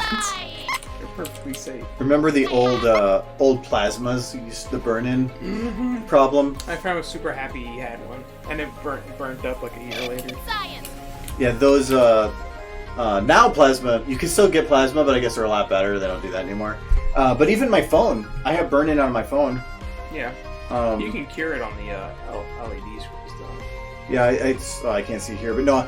From when I used to play Final Fantasy Brave Exvius, the battery symbol and the signals in the corner were burned into the screen. You can load a program that'll basically just make the screen bright white for a while, and it'll help to reset some of that. By burning it all equally? Pretty much, yeah. No, it's barely noticeable. But that was what got me to actually start quitting the game. It doesn't so much burn it all equally; it forces it to kind of reset. The diode. No, it's a reminder to me to not play free-to-play games. Did you love that Final Fantasy game? I love it, and I still do. But I spent way too much goddamn time on it.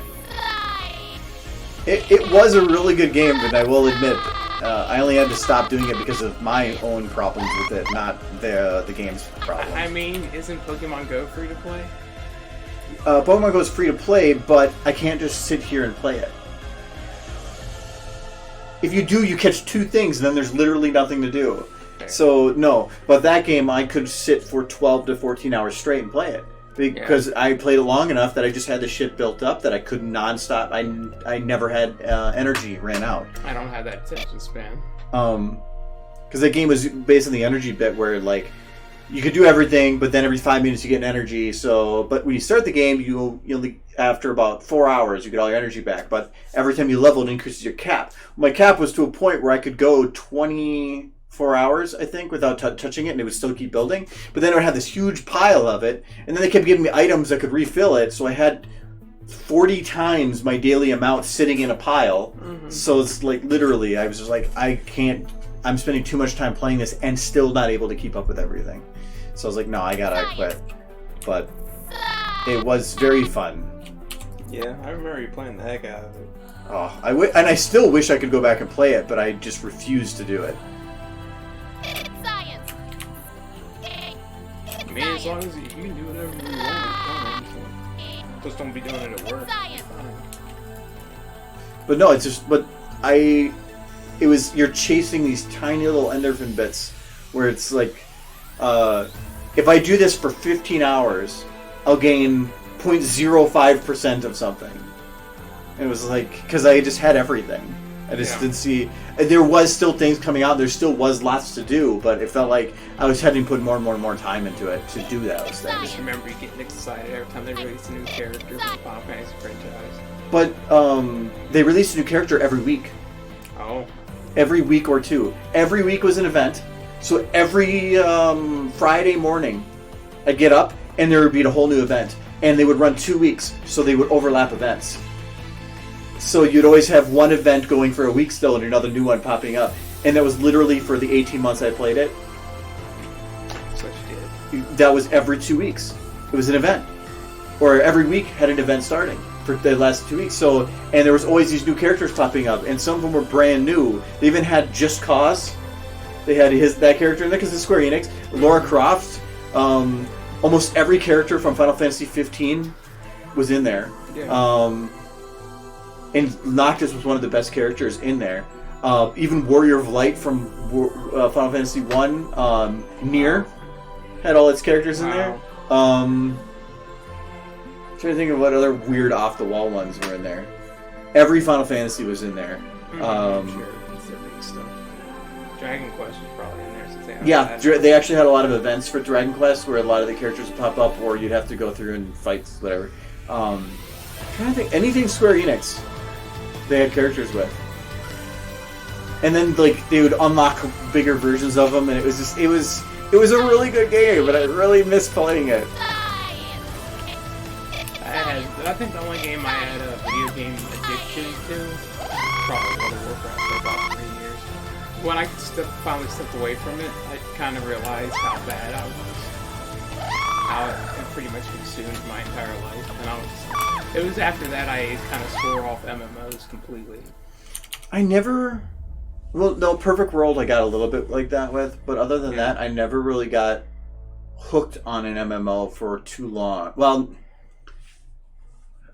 kind of. Space Cowboy was an MMO, but it wasn't. How long did you play it?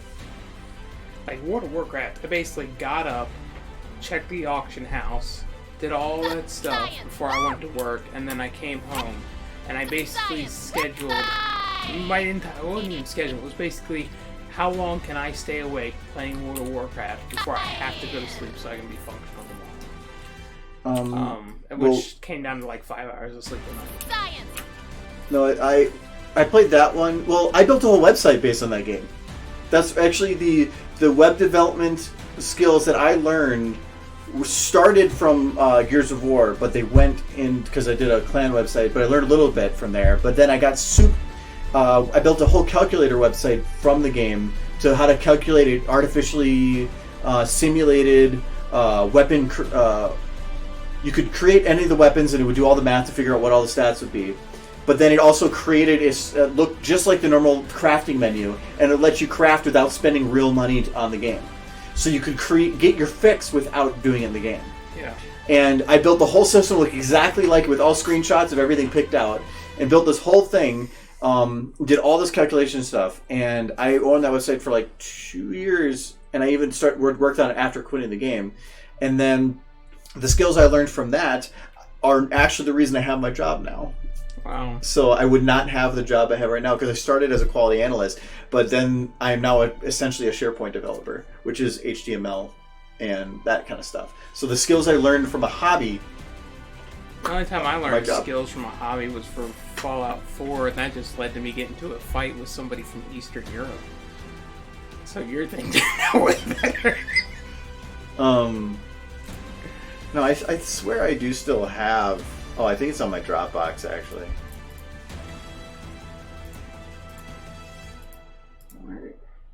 No, maybe not. Magical Rainbow. I kept all the files for it. The website went down a while ago. I let it lapse because I didn't want to keep paying for it. I did offer some people that they wanted that they could take it, but never happened. No, I think it's under this. Backups. No. Oh, old documents backups. There we go. I have to get rid of that. To show one thing. So like a lot of the stuff was run off of these scripts, and so the creator. Actually, I'll probably do better just grabbing the creator from here. I did not use any program but Notepad to build this whole thing. Did you use any references from anything else? W3C Schools was my big one. Okay, yeah. I was gonna say, but all this was written by hand. You spent a lot of time on it. You said 2 years, right? Yeah. So this is still just all the scripting of like how to define stuff, making sure that people can't break the system,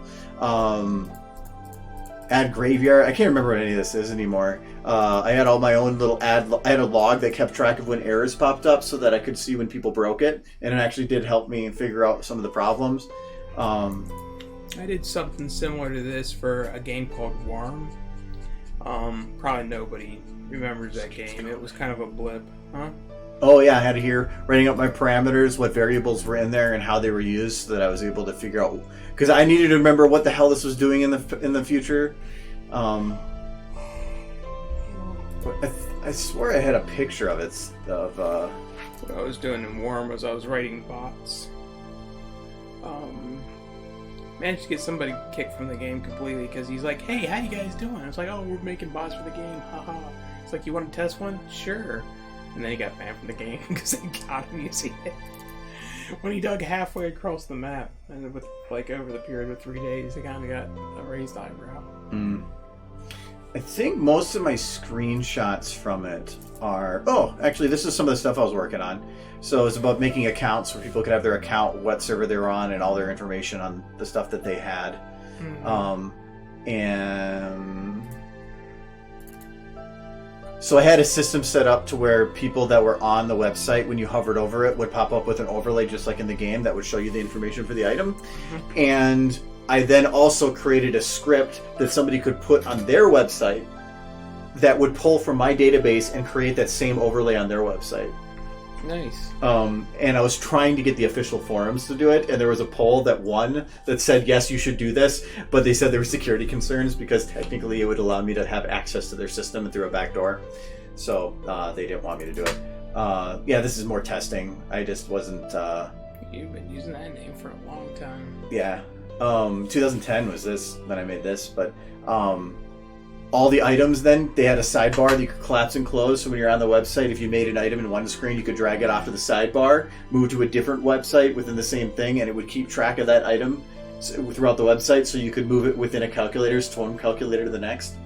I don't even remember what I was doing in 2010 besides my job. This is my hobbies. This is what I did for free.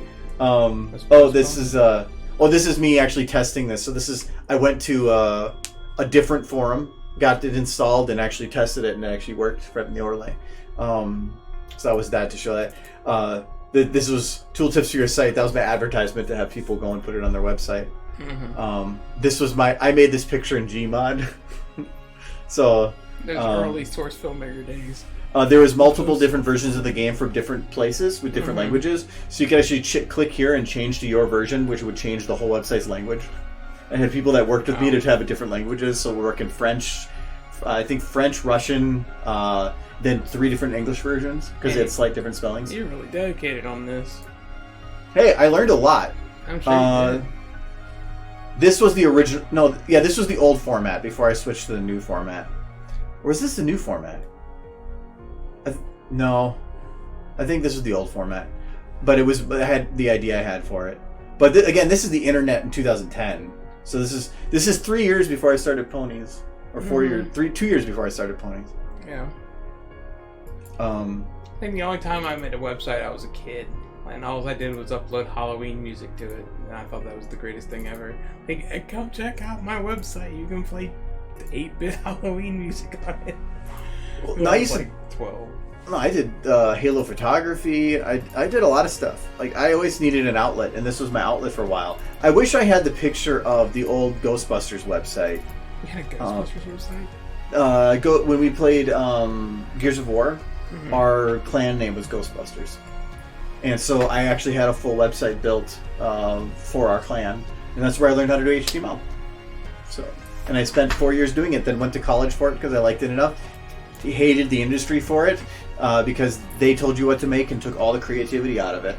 Yeah. So, but now at my job now, I get to do all the HTML, but I have full creative control, which is great. So, like just today, I went and started yesterday something I've been planning for like 3 weeks, and put this really fancy thing together, like doing things that the software shouldn't do. And then I brought them to them today, so I'm like, okay, so does this work? And they're like, that's way more than we were expecting. That's awesome. They're like, yeah, keep doing that, please. So I had a very good day today at work. Some people ask me why I got into electronics, and the sad answer is because I didn't understand how they work, and it bothered the hell out of me. What is it like? Those things are evil, so you need to understand it so that they're not evil. I was building computers and stuff already, so I kind of enjoyed putting together electronics. but I didn't understand how they worked. Like, what is this magic? Because putting it together a computer is not hard. It's basically square hole, square peg.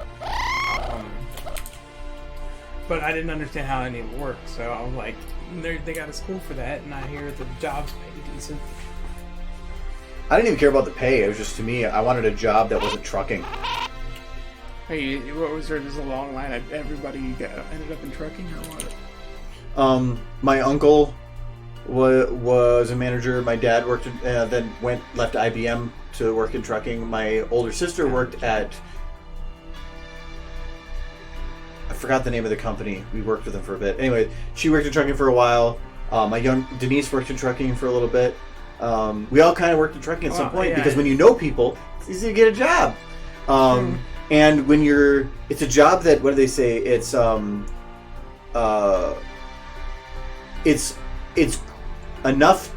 enough to feel good, but not enough to live. So you make above normal, but you'll never go anywhere than that. Mm-hmm. So I was always sitting at like $3 to $4 above minimum wage, but I had nowhere to go. I was never going to go above it. Is it sad that me coming here was moving up?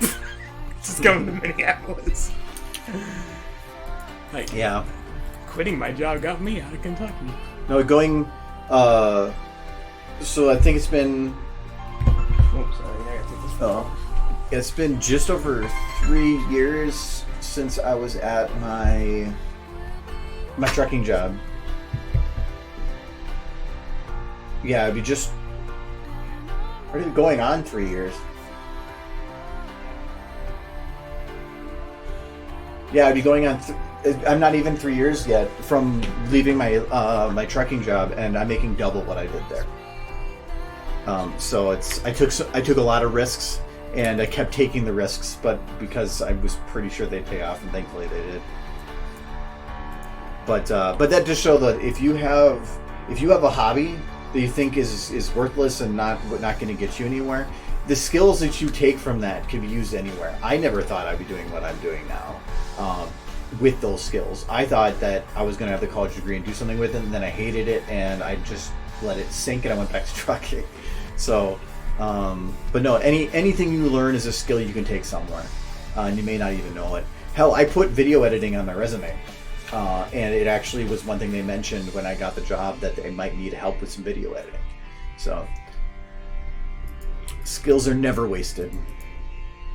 Rocket science! Rocket science! Woo!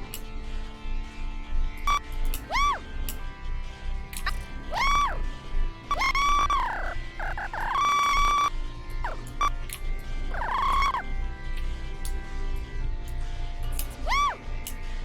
Science! Woo! Science! Woo! Rocket science!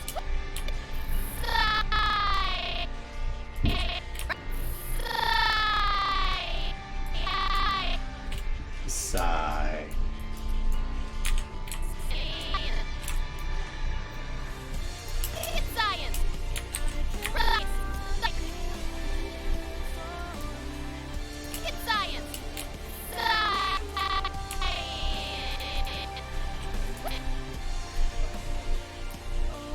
Science! Science! Science! Rocket science! Woo!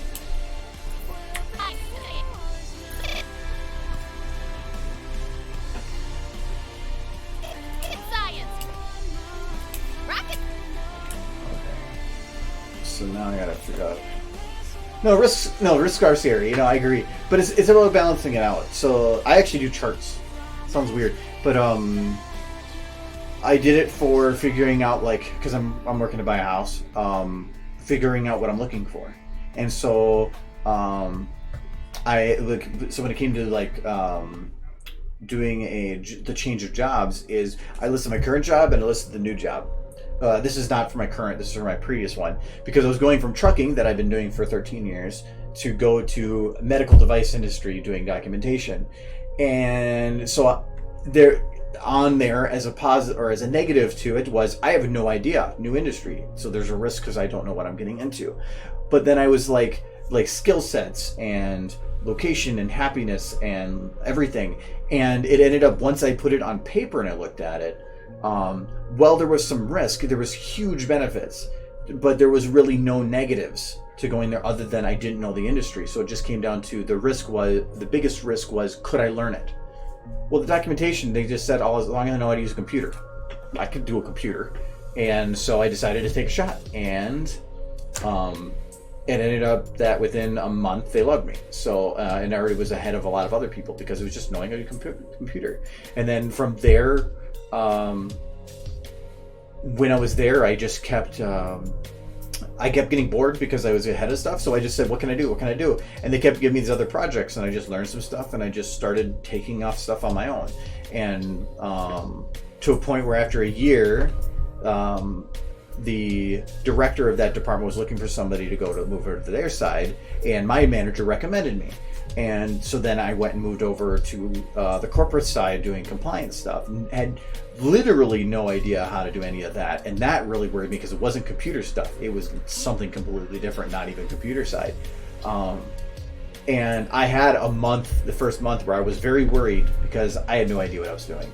And apparently, though, that was the correct thing because they loved me, though I started mixing my computer side of stuff into it. But I've been coasting through jobs lately that I get hired because I have the experience, but I never really did anything with that experience to show that that's helping me anywhere. So I've just been like, yep, I can do that. Yep, I can do that. I have no idea how to do it. I can do it. Doesn't mean I can't, or I know how to do it, but I can do it. There's a difference. And I've been getting lucky, but it's worked out for me in the end. But yeah, I've taken a lot of risks, but I'm not jumping off a cliff. Kind of a risk. There's a difference.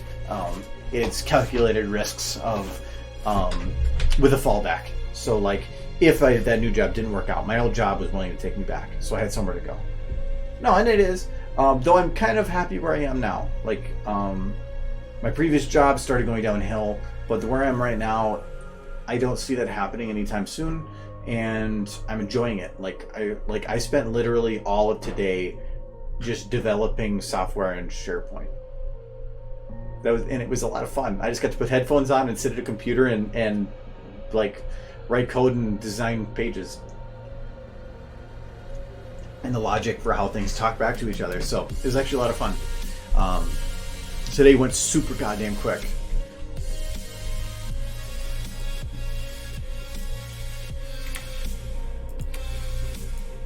Rocket! Yeah.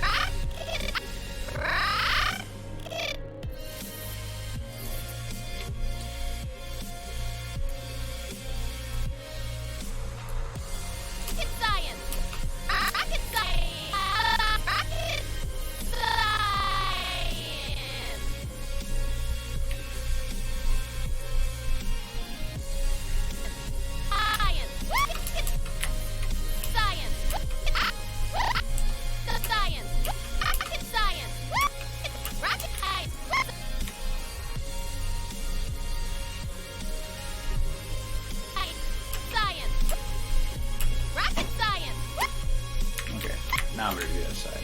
This side of the hair.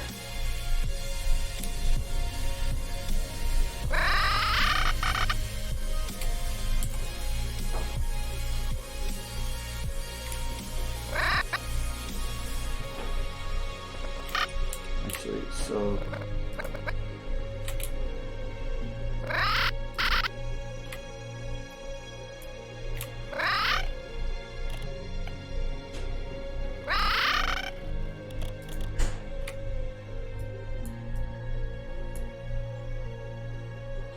Any tips on how to not lose motivation when animating? You have no idea how popular that question is at panels to where I actually went and looked up the information on it. So I'll go through the spiel I normally do. So one of the big things with motivation is the issue with motivation isn't as much getting to do the task, it's starting the task. As long as you can start it, usually it kind of takes off from there. Though there are going to be times where you literally won't want to work on something, and if that's the case, don't don't force yourself to work on something. If you were looking at a screen and can't figure out, and you're just staring at it, go for a walk or something. Like, don't force it. But the biggest thing is starting it. So a lot of the stuff I read was try to find small little tasks that you can find small little rewards in or enjoyment in, instead of thinking about it as one big thing. So in terms of starting it, it's find some kind of consistent thing you can do that triggers you needing to do this. So like they say for people exercising, it's don't think about I have to go and exercise. Think about I have to go put on my shoes, or I have to go take a piss, or well, no, that's still even general because anything. But like having specific running shoes, you only put those on to do one thing. Or like a writer said that they went and got a hotel. That's kind of expensive, but he was a professional writer, and when he was there, that's when he did his work. For some people, it's go get a glass of water or a specific drink.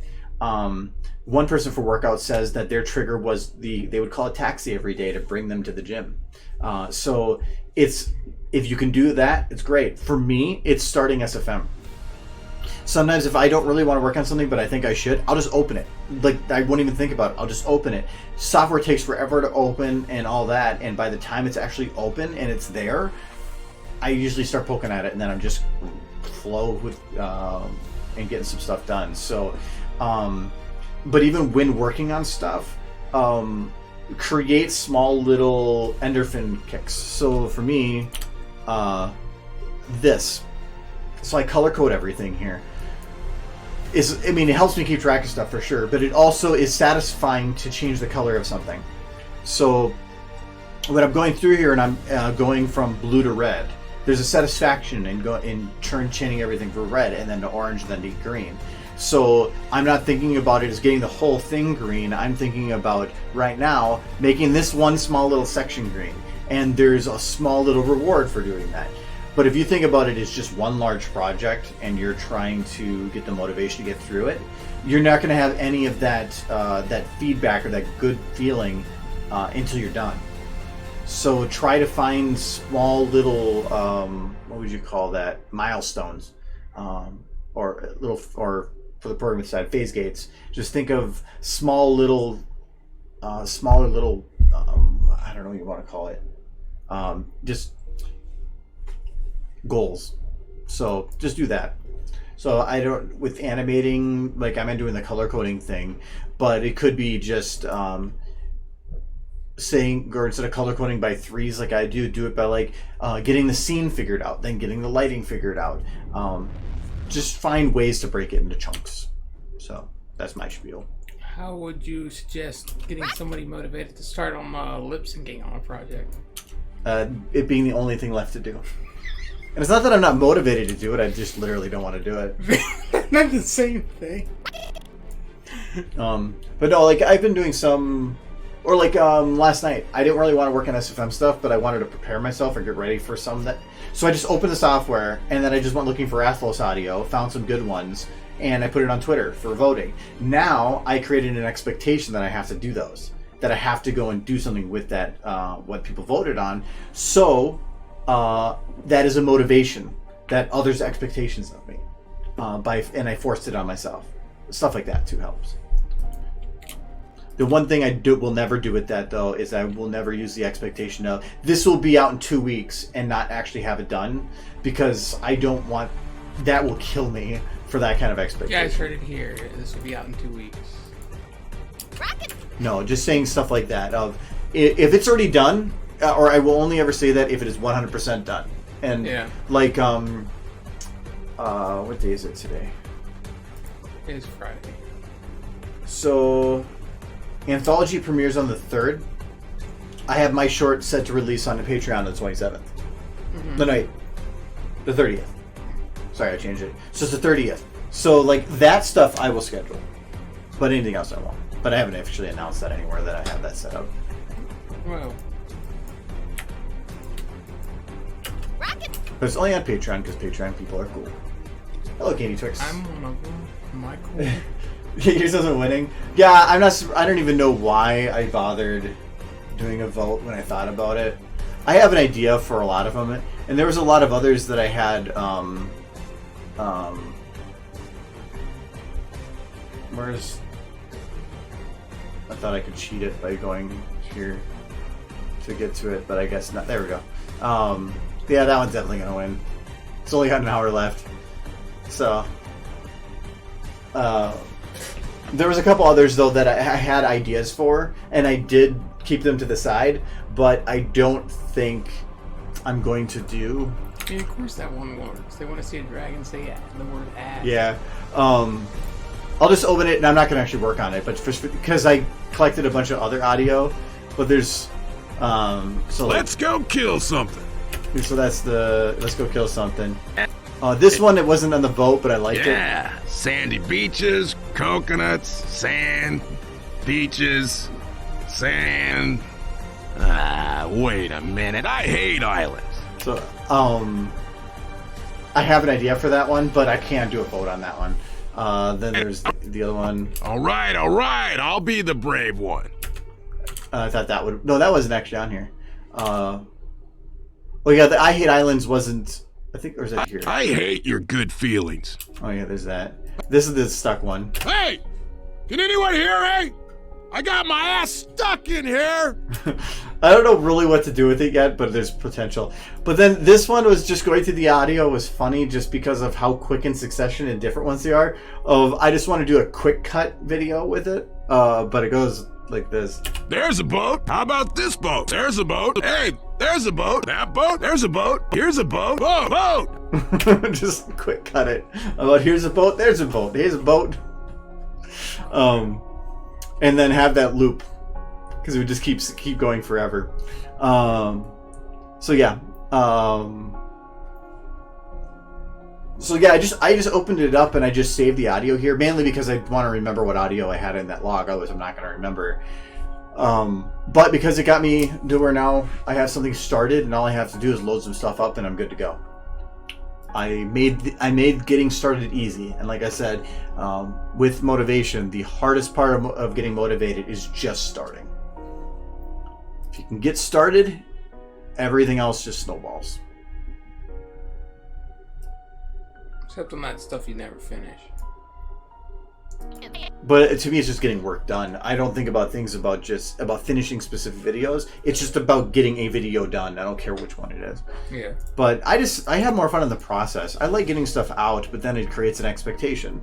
And like, well, there's no expectation once it's out.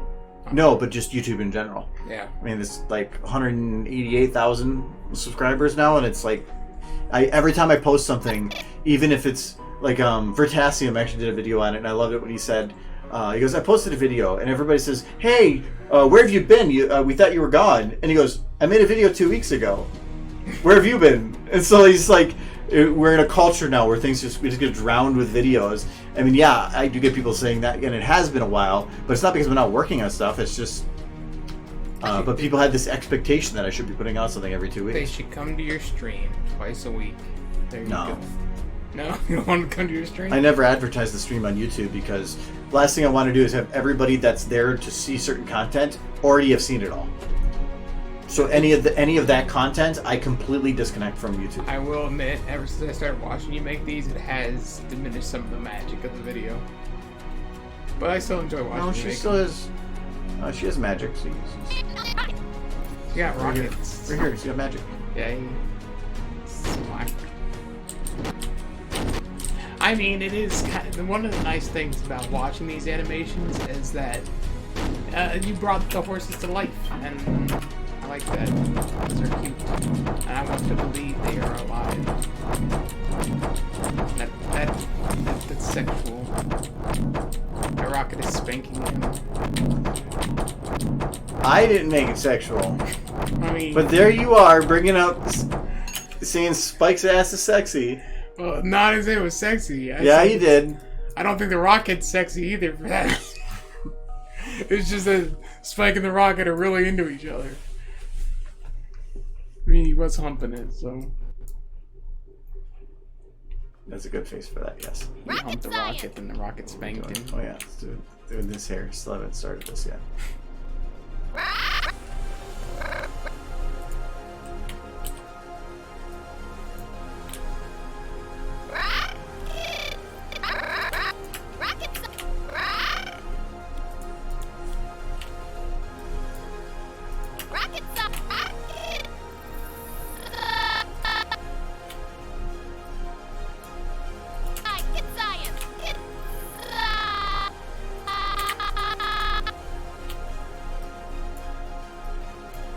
day schedule for next week where I need to be very depressed. It's birthday? Yeah. It's a very depressing day. It is when you get older. Ooh. 30-something. And next year I'll be 30-something. And then the next year I'll be 30-something. Next year, 40. I think I'm still 30-something. No, 40. Well, that was only like 4 or 5 You years. skipped. You skipped a couple, yeah. Yeah, you skipped. Science. I said how old are you, not how old do you feel. Well, if I was how I feel, I'm like 65. Rockets. No, you're able to walk around. 65 people are able to walk around, most of them. Most of them. Except the ones that don't. Except the ones that don't. Except Science. the dead ones. Actually turn on. Science. Woo! Perfect. Science. 5's not bad. Start getting up into the 80s. You see people start like congratulating you for how long you've lived. Well, yeah, that's what's funny is they call 40 middle age, or it's over the hill, middle aged. But then if you survive till 80, like, whoa! We're like, well, then why was 40 middle? Because it's impressive to make it that far. But then 40's not the middle. We should be celebrating that at 30. But 30's middle age? Is that what you're saying? Maybe. Oh, no, really old. Stop. Well, You no. can stop this right now. I'd say 35. I'm too close to that. Can Because- we please keep it at 40? Because there's people that live into their 80s, but really, is that living at that point? My grandparents seem... Yeah, because okay. they actually have Social Security. I mean, it's different if... They have luck. They were lucky on their health overall. It's what I mean. If you think about it, you go from 1 to essentially 18 doing nothing for society. Maybe we're working a little earlier, and then you spend from 18 till 65 contributing to society. So that's what 43 years. How old? 43. Well, how old did you say? 18 to 65. 65? Yeah, that's about when you retire. So it's 43 years, and then if you survive until you are 100. Good say. job. That's another 40 or 35 years. So 35 plus 18 means that is 53 years, but you only worked for 40 something. So you're spending half your life not doing shit. And how is that supposed to work? Stock. If you were born into money, you did far less. So, Well, I know, but there's less and less of those people, and they get more and more. yeah, that's how it goes. Hello, Kelchan. You're not middle-aged? Well, that's good. You're middle-aged. He's trying to make me middle-aged. Listen, I'm older than you! I know, you're making us both old. Well, no, I'm just making you old. Just... Rocket science. Woo! I'm spending this period of my life not being useful, so...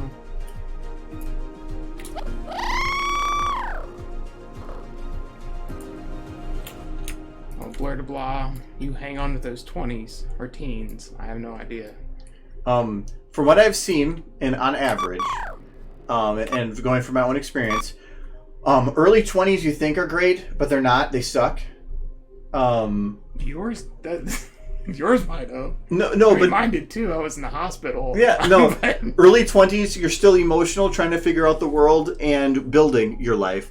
By late 20s, you're starting to figure shit out, and you're starting to realize what you should give a shit about and what you don't. And then by early 30s, you've figured it out pretty well, and life's great.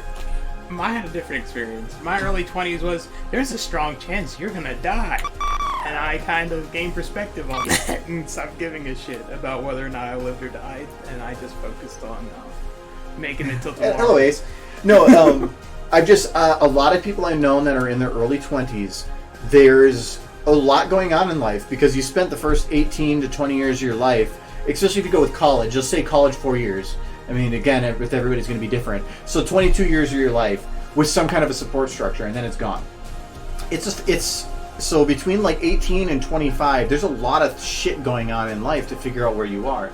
And to me, I had a really rough early 20s. And it took by my late 20s is when I started getting better about it, but it wasn't until I was like 31, 32, probably the last 5 years, that I really felt like I don't understand everything, but I've realized I don't need to, or at least realized what I need to understand and what I don't. But I just kind of like, I don't give a shit what people think. When you're in your 20s, you still care what people think.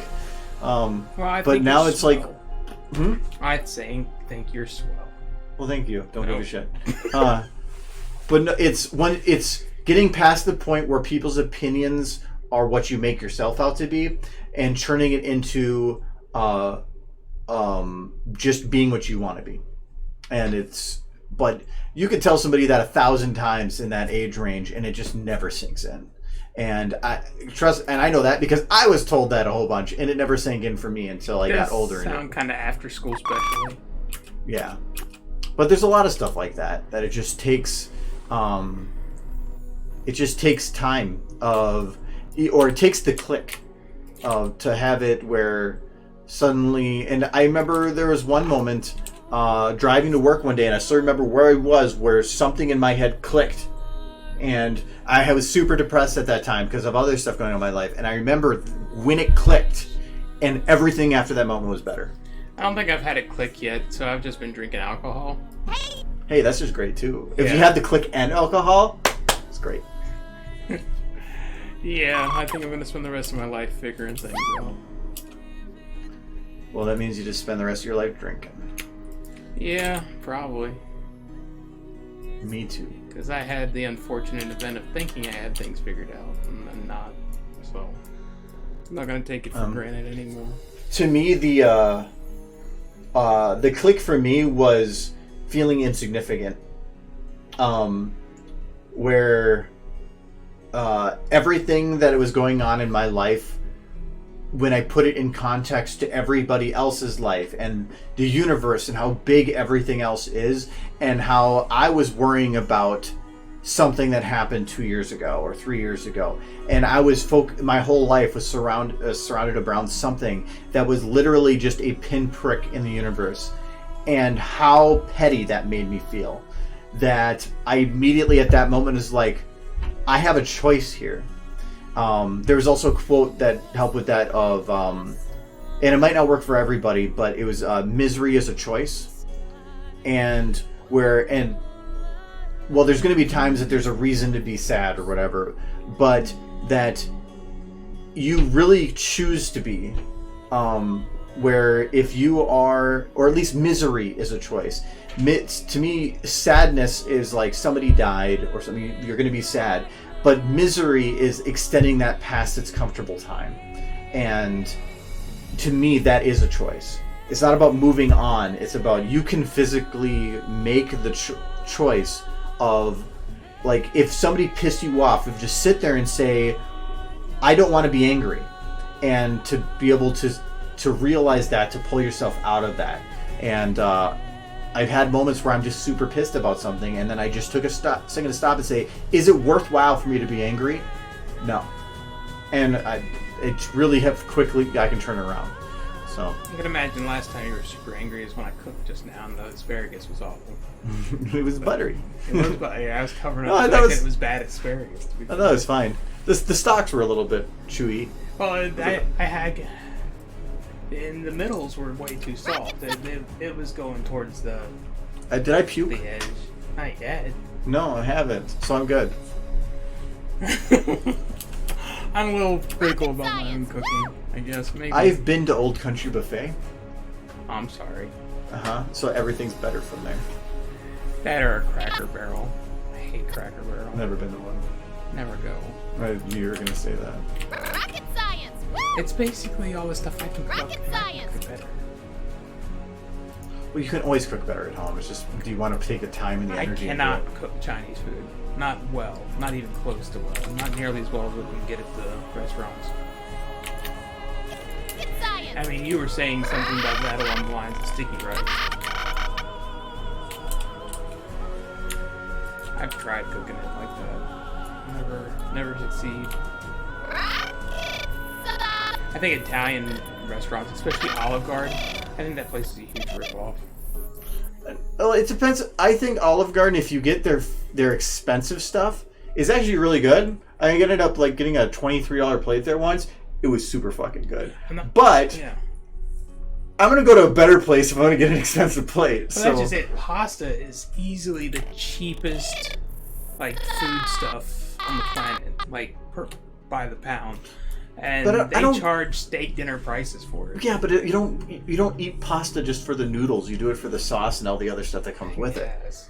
But no, if I go to Olive Garden, it's like soups and breadsticks and salads. Because you can spend like $9 for unlimited shit. It's great. If I'm spending like $30 on a meal and it's just spaghetti and garlic bread, I'm gonna be upset. I miss the one thing I miss about my old job is when we traveled for audits, our boss was really big on let's go to like $50 steak dinners every night. As long as he's paying. Yeah, she paid for every meal we went to, and it was always like we went to a $50 steak place one night, and we're allowed $75 for dinner and 2 alcoholic drinks. Wow. So she would have a $75 bill for everybody every time we went. So we'd all got $50 steaks and 2 alcoholic drinks, and you didn't have a choice.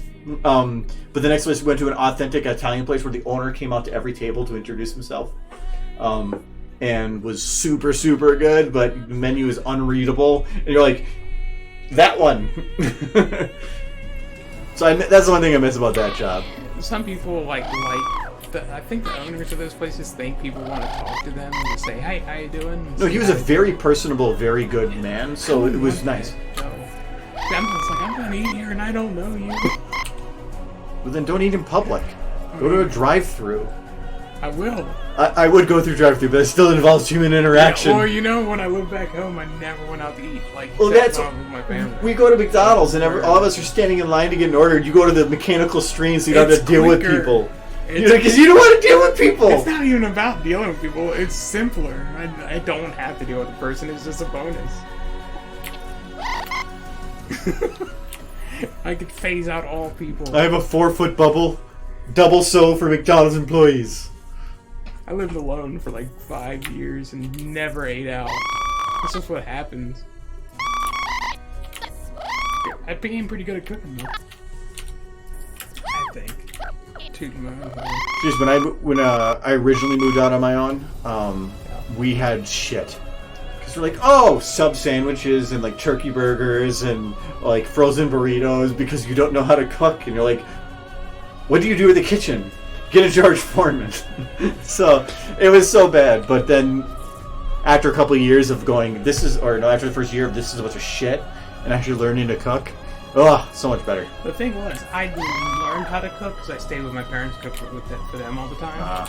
And then I moved out and I stopped. It was hot dog burritos and ramen and like quick, easy stir fries that I always cook. Like stir fries that nobody else would probably want to eat with those one vegetables that you can't stand. The canned ones. Oh, well, yeah, because you get the cheapest shit. It's not cheap. Those are expensive. Why don't you just get fresh vegetables? Because those are more expensive. No, we get the frozen bag of mixed Japanese vegetables. Those are fresh. No, well, they're better than a can of Le Choy. I like the bean sprouts. Though they don't keep. And you have to steam them, otherwise they're nasty. But the one reason I just don't like those is that it tastes like Le Choy. Yeah. It literally has a taste of a brand. Hello, Travis Slimmer. No, I used to eat Le Choy a lot. Actually, for a while, when I worked in Damaged Freight, we worked with I'm not going to remember, Village something, and something else. But they were a very small company, but they made Chinaman noodles. That was they owned it. That's what they did. So we got fuckloads of those for free. So we had the chow mein noodles. I had dozens of bags, to where I just threw them at anything Japanese or Chinese or whatever because I just had so many. But that company went out of business, so sadly I stopped getting them for a while. Who? Chinaman? The China Boy, Okay. whatever, but they sold the patent or whatever to another company who makes it now still. Okay. But they made a bunch of other stuff too. But they used to make these like little rings They basically were tasteless in themselves, but they had a really spicy outside, so it was like you were eating air that had spice. And then they had the lime version of it too. It was great because it felt like you weren't eating anything, but it had a kick. We loved them, and they'd always give us them for free because we were their test audience because they were trying to just develop it. And so like, hey, we're gonna send you a bunch of bags of that stuff and see if it's better than the last. We're like, okay. It's great. Good stuff. I'm going to BronyCon. I got my cards ready for the panel. If you're going, there's a super fight. That's reflective. There's a super fight panel on Saturday. Oh, the sun. I actually haven't checked the schedules out. Now I should double check to make sure that's the date. Watch all the cards be wrong. No, they when they send out the panel app notices, they basically say, "Here's your time. This ain't changing." So, they every year it's always the same way where they say this will not change. Well, they have to because people probably complain. Because they're going to complain about times. But they're usually pretty good about adjusting for it. I've only once had an overlap, but it was not a bad overlap, and I just dealt with it. Rocket science! Woo! Yeah, it was super late. Anthology. I had to leave the anthology panel a half hour early, but it wasn't a premiere. This year, I have 3 in a row, but they're not overlapping. I'm still surprised Jay got Rocket his science. Applejack appreciation panel at BronyCon's final year. Yeah, I'm on it. I know you're on it. You guys are going up there to lie for an hour straight. I'm only on it because you have the free tickets, so I still have to participate then. But I don't mind. I think it'd be fun. I'm supposed to play the Devil Advocate. Well, yeah, you gotta tell him that Derpy's best horse. Oh, the panel is... So, I had made a card game. If you've ever played Super Fight, I made a card game where it's essentially Super Fight with ponies. And so you have like your character cards. There's more pony on the back. That's called Iron Pony. But so you get ponies, and then you have like special powers, like, or no, these are negatives. So like is a plushie afraid of the color red. So you get those are the negatives, and then there's also positives, which I'll just grab. Did that one card ever get in there? Because I've never heard it played. Can control the weather, so stuff like that. And so what we do in the panels, we just essentially play it live. And but these are meant to go throw in there because they're blanks, and it's going to have information on what to fill out in there with the badge name. And that if you bring it to the panel, I'll throw it in to the deck. This is way more than we're gonna have time for. But the idea is that after the panel, any of them that are submitted with a badge name on it, I'll draw at random, and they will win a copy of the game. So I didn't have time to print out new copies. So because this took about a week to get, and I was on a rush order. But to order 50 of these would have taken a lot longer. So yeah, we just play live where I run it, and then it's Kyle, that's a local brony here, Jay Holler, Nightly H, and Adam the Amazing will be the 4 playing. So it's usually just a bunch of stupid laughs. We've had... I have been crying laughing at some of the stuff that's been done. I had the recordings. I just decided what I want to put on one of those cards. The only thing is that if you do put it in and I draw it, I'm not giving, you don't win anything because I don't want anybody thinking bias. But no, I have here, like, this is the actual. You know, horny on main is illegal. Like the actual panel of us playing it. Are you curious as to what I want to put on the card? No, I want to know.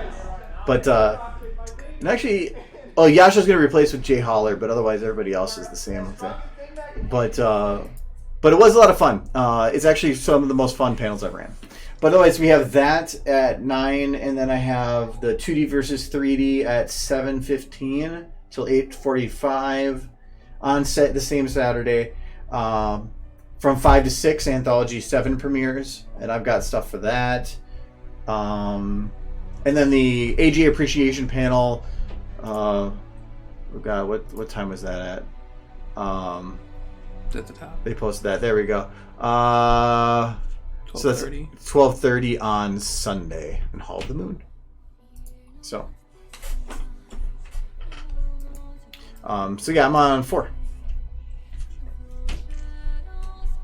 I applied for 3 and I only got 1, but I'm glad I didn't get the others if I'm already doing 4. Rocket science! Woo! Okay, that ear. Science! Woo! Gotta smooth that out.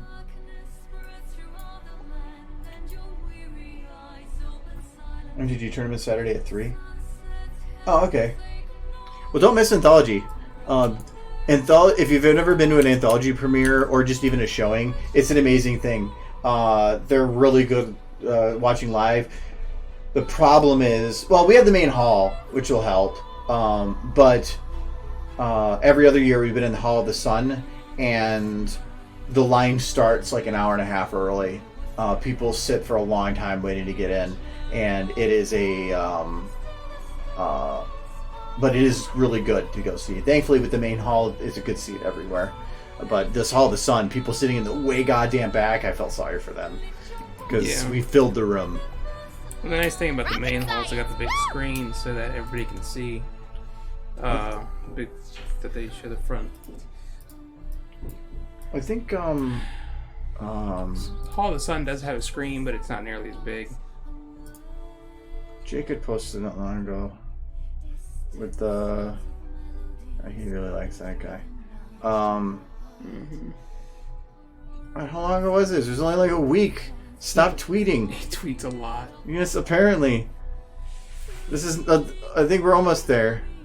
Okay, yeah. It's where he was posting it for BronyCon. Well, that's the start of it. Where's the video? Yeah, here. So, I mean, that's the line from BronyCon. One year. But to show you the difference between an empty and full room.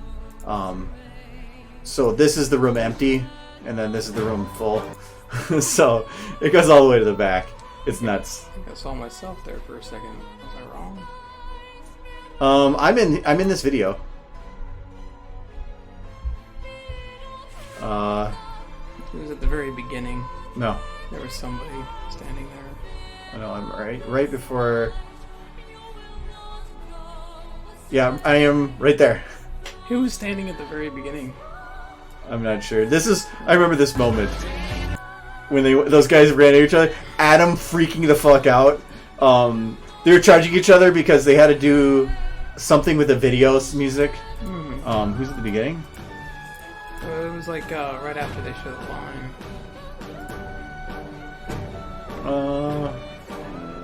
Right there. Is that me? Or No. That? No, that's not me. It looked like my body type. No, I know who that is. But I think with the shirts, that's Anthology 6 premiere. Yeah. I was there somewhere. Now, Burning is only 2 weeks away? Yeah. Less than 2 weeks away. Technically starts in less than 2 weeks. Rocket science! Mhm. Woo! Hey, Okay, I think. rocket science! Woo! Rocket Oh. science! Woo! Oh, this is starting too early.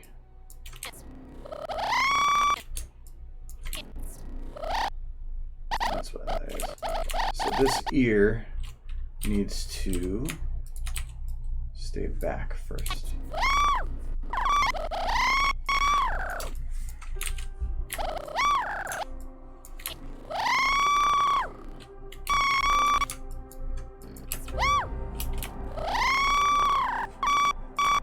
And we'll just do a little bit out there.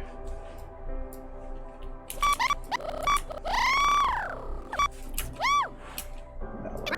Rocket Sign. She needs some more. Look. Rocket science. No, that looks bad. Rocket science.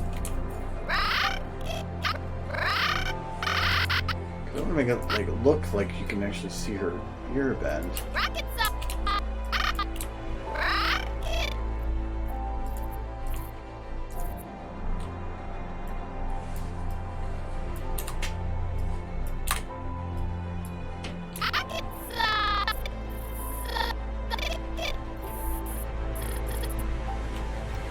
Seven will be good. I can't wait for Anthology 8. Why? Just because I think it's funny. Yeah, everyone's the last one. Rocket science. The premieres are the best. And it's like the videos are great and everything, but nothing beats the premieres. Oh yeah. The premieres are always, there's so much energy leading an hour before and the hour of. But then they being in the room with 1,000 people that are screaming is always great. It's so fun. It was the premiere for Anthology 6 that had Dex just basically saying, we're making Anthology 7 happen. Not 6. Nothing was announced at 6. No, not he decided that. Oh, yeah, probably, because you're in the moment. He went all off about it. Like, he was all over me talking. Like, It should have we gotta ended. make it happen. It should have ended at 6. The reason 7's happening is for Dex. Yeah, I know, and then he backed out, but... that guy got kicked out. Well, but no, I feel like 6 was a good end. It should have been how it ended, but that's fine because Anthology 7 is going to be great too. So Is it messed up that when the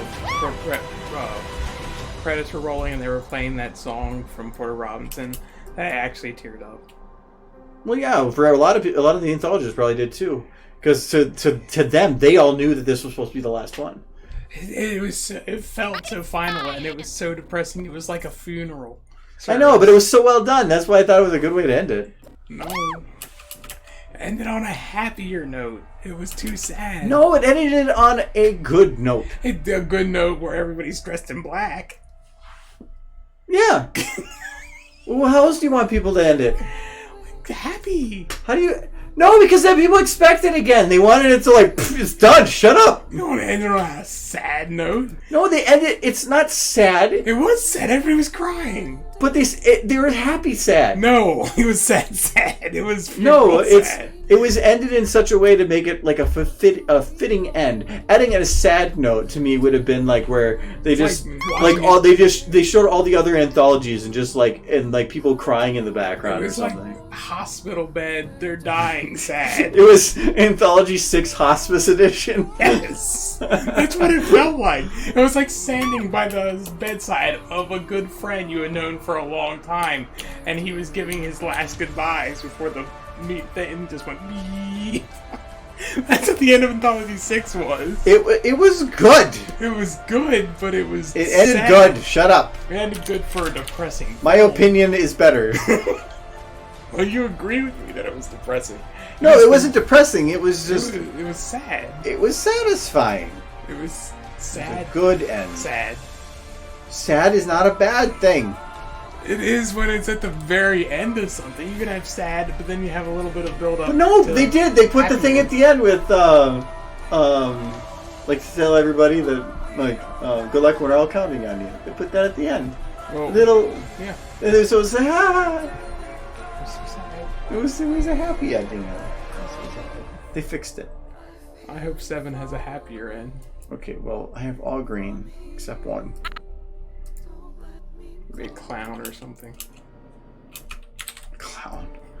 I don't know. Oh, they're done with it. Just a happy clown. They're done with the A7 now. I know. They've been done for a while. They just posted about it. Or at least the BrodyCon version. I'm not sure if like the YouTube version was finished. The YouTube version gonna I be got like an idea for a rocket nav. No. I think he said originally a half hour. Unless that changed. What, Anthology? A half hour longer? Yeah, this one. I know he said he had an hour long more film or skits that I got an he idea. could fit. Let me see if I can cheat this.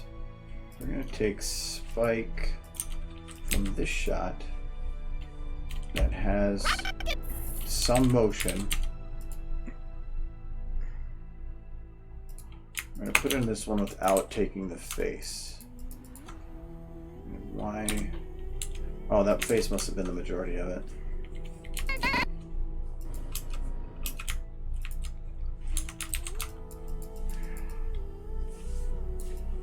Okay.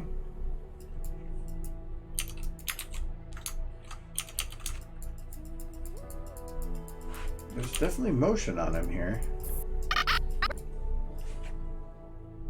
What's going on? Those wires. It's like I'm being sneaky. Like I'm looking at the ponies. Yes. Don't look my way. They sneaking in for the boops. Snooks. I'm gonna go boop. No. Boop. No. Boop boop. Non-consensual booping. Boop. No, don't Boop, boop him. boop. That's just upsetting. Who would bother? Dragons only exist in the My Little Pony universe to be abused. Boop boop. Okay, boop, no. Boop boop. That's bad touch. But no, there's clothing. But it's gonna be your excuse. Just touch somebody's butt. They're like, what? You're wearing pants? Rocket science! Woo! Yeah, like he's moving here, so this should. Yeah, there's motion in there.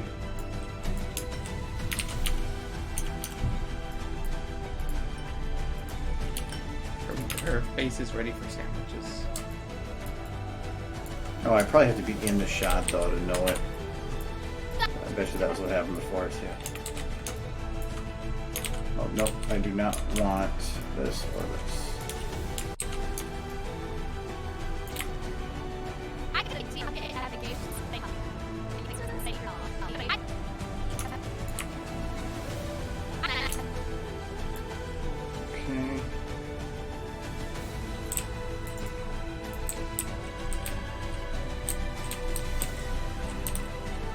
Boop boop boop Just move the butt. boop. It's all white. This is all butt. It's all butt. So much butt. She does have a lot of butt. There's a lot of. Oop, there's something else. What is this? There's no telling. What is this? It's her hair. What is just bright pink on the white? What is this? Oh. It's her hair? It's the back of her mane. It's the back of her butt tail. It's a butt. It's It's more butt. Okay, back to Spike. who are you looking at, Spike?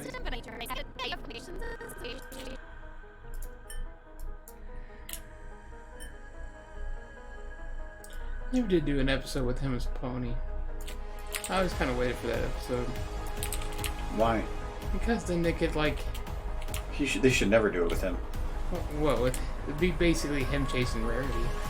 No, because if they did him as a pony, then to me, it's like saying that he doesn't belong with them as a dragon. Well, I mean, him basically hitting on Rarity is kind of weird. Yeah, but that's the thing. That's the thing they do. But to me, it's if they ever made him a pony, then way people treat him would be showing that, like, it'd be like an episode on racism, essentially. I mean, people still aren't sure whether or not he's part of the main cast or a pet. Can he be both? He is both. Like when the photo show first started, my mindset was that Spike was a pet. He was Twilight's pet. He's an assistant, which I don't know is any better. I mean, eventually my mindset kind of leaned towards him being more of a brother figure, but at the onset, he was a pet. He was a pet who could talk and, like, help with chores. But they definitely he's not now. I mean... But they didn't help then, and Equestria Girls literally made him a pet. They did give him a much smaller throne than the main six. Well, that's because he's not... Okay, you just said main 6. But he's not... Plus Spike. Plus Spike. He's a +1. He's a pet. They gave him a lawn chair next to a giant throne. He did. They didn't even give Luna a damn chair until, like, season 4. Yeah, she just sat on the side, and her sister was like, "Hey, you want this throne?" Yeah, no. Well, we don't have the funds for it. Yeah. We gotta do another Nightmare Night celebration where, you know that celebration night that started about you being evil and I didn't do anything about it? Yeah, that one. We're spending all the money on that. Uh-oh. Anticipation. Anticipation? Mm-hmm. I've been waiting for this moment all my life. Oh, I'm not doing the lip syncing today. Oh. No, that takes involvement, and so I don't think I want to deal with that today, or ever. You just need more alcohol. I don't have any today. No. I was gonna pick up more, but then I was like, I don't think I should be spending like $25 a week on booze. Until my house closing finishes, I got no more money for booze. Well, how long is that supposed to take? I'm hoping Monday. So booze Monday. So no booze Monday. No booze till Monday. A whole weekend without booze. It's a depressing lot.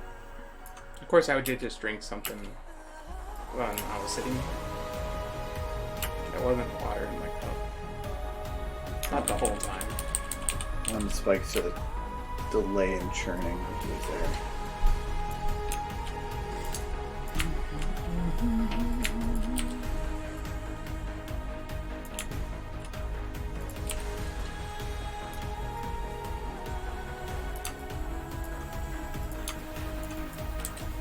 I mean, you could just not worry about lip syncing and continue with the rest of the scenes.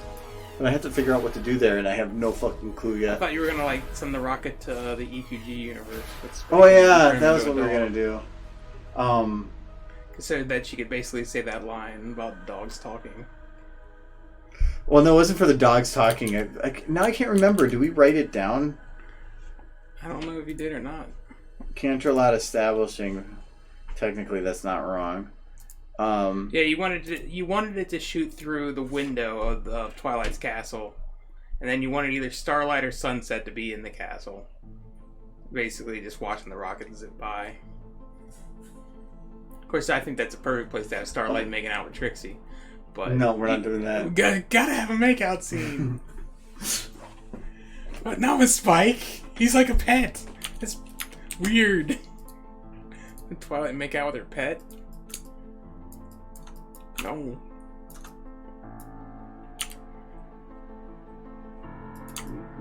Spikes. We get a bestiality rating. No. They're getting pretty close. But then, oh no! You got Doctor Who's. I knew it. He's getting all bothered. He's like, oh jeez, oh jeez. Oh, he's so embarrassed. He went to the fetal embarrassment ball. Oh, he's so embarrassed his limbs all snapped. And then he nuzzles. Oh, this is definitely a crack ship. Good job. Nuzzles so hard. He's going in for the nuzzles. The snuggle nuzzles. Well, there you go. We'll just leave this in just like this. It looks like he's about ready to, like, use him as a basketball. Just gonna bounce him around a bit. Windows. He's showing back to his people. Pretty sure that broke something, though. I don't think it did.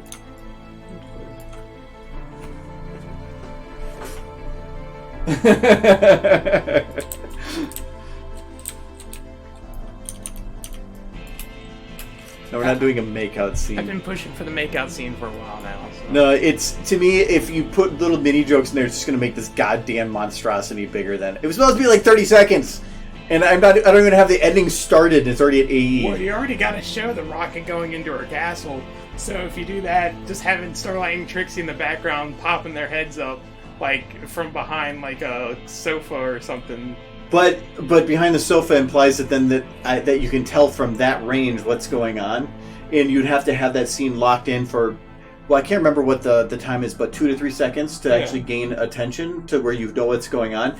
2 to 3 seconds is a long time to just be sitting there to show it inside of a house during an action scene of a rocket piling through. I'm not going to do that just so that you can get your fucking jollies. God, it's not getting jollies. It's funny. There's other shit that's funny in here. I don't need two mares banging in the background. You don't have to show them banging. You just have them popping their heads up like... Implied banging. Yes.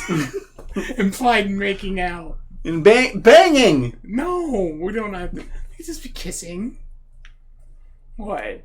They're in the couch. They're in the family room. They shouldn't be banging in there. They shouldn't be, but apparently nobody's home. Well, no. Twilight's over out doing crazy shit with Spike. We're not doing no banging. It's like when if somebody comes home or a husband comes home and finds his wife behind the couch with a guy. Yeah. Is she gonna go, oh, we were kissing? No, you weren't. Starling don't have to make excuses for anybody. You're making an excuse as to what they're doing. They're making out. No, they're not. But you're the one who wants them to bang. No, because if two people come up from behind a couch, what do you think the general audience is gonna think? Whatever they want. And that's the problem. You get Brony's imagination, and it gets scary very quickly. Go to Derpy Buru. Oh, we don't talk about that website with the filters all.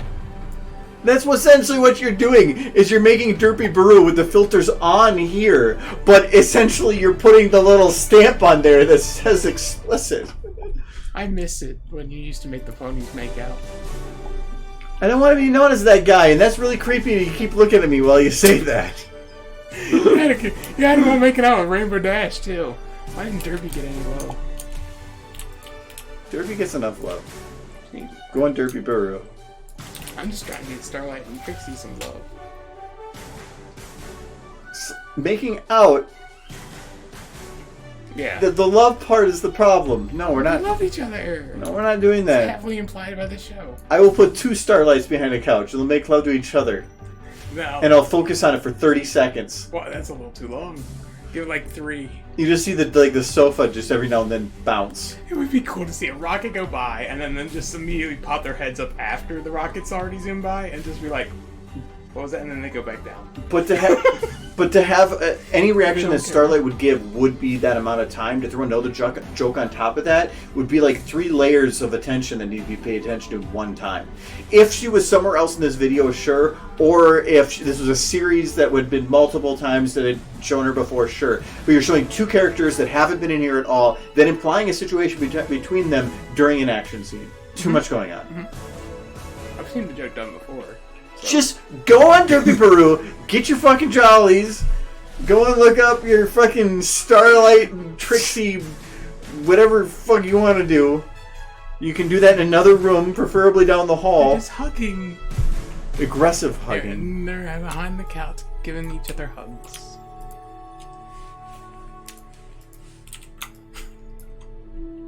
The birds and the bees tucked must have been very interesting for your parents. I don't know that that applies to 2 mares. I don't know, Trixie's like a bee, she sting. She sting? Yeah. Buzz. Buzz, buzz.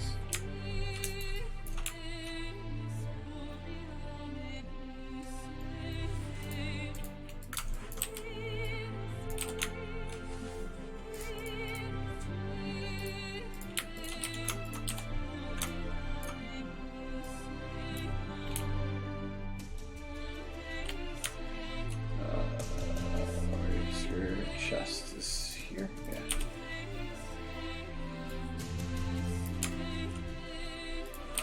How long is this video so far? 82? No. Well, yeah, 82, because None of That Blue is actually a video. Mm-hmm. Yeah. Yeah, and that's just a slug, so yeah, it's 82.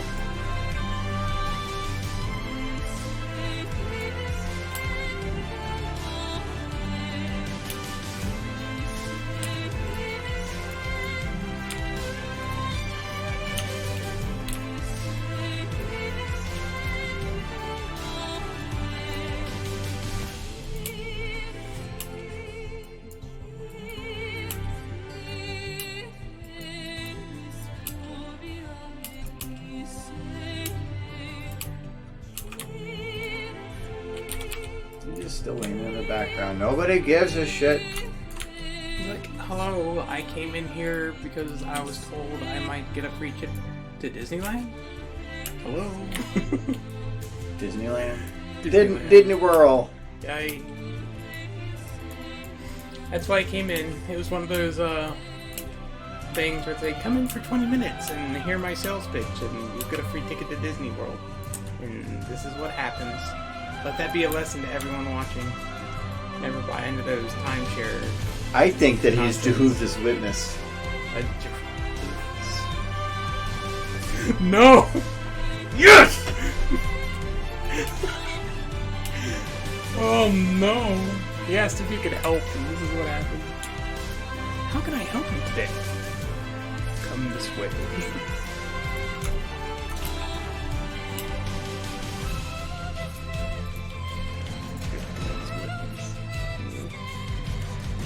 Oh.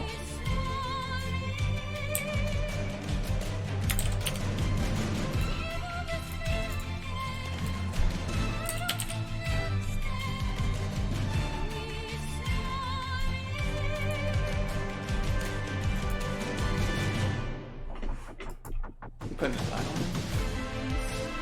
Well, yeah, he tends to wear it. Sure. If you're wanting to make the Doctor Who's reference. There, now he's Jehovah's Witness. I mean, he is shown the show with that tie. Not all the time. I think there was one scene where he's actually wearing the tie. I kind of want to do it and put the tie in the brain. Yes! But then I have to leave it there. Oh no, if he could pick it up with it, and then... You can just leave it behind. Yeah, and then when he goes and gets pulled, you could just have it flop down. Yeah. It'd be amazing. Though it is a bit big, so I'm thinking it's built for... It was built for him. No, it's built for probably being with something over it.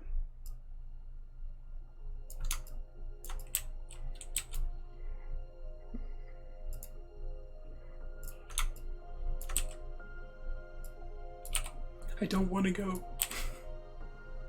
Makes that reference even stronger. There you go. Oh, it's flipping a bit. Oh, you just go and grab it from here to there, and you just move a little bit, and you're good.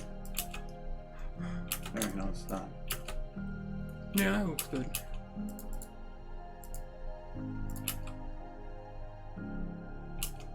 Other thing is, does this have? It does not. Yeah, it's a very stiff tie. Yeah, that bugs me. I mean, it might be an older model. I'm not gonna keep it, but No. but he's a Jehovah's Witness, Mm-hmm. so he needs a tie. Really? Well, actually, he needs. I'm guessing that if this was made cheap, please say 2. No, only 1. Damn, never mind. Because I thought, Get a red tie. yeah, I could do a red tie and a black. I could do whatever I wanted. Mm-hmm. But yeah. So he's.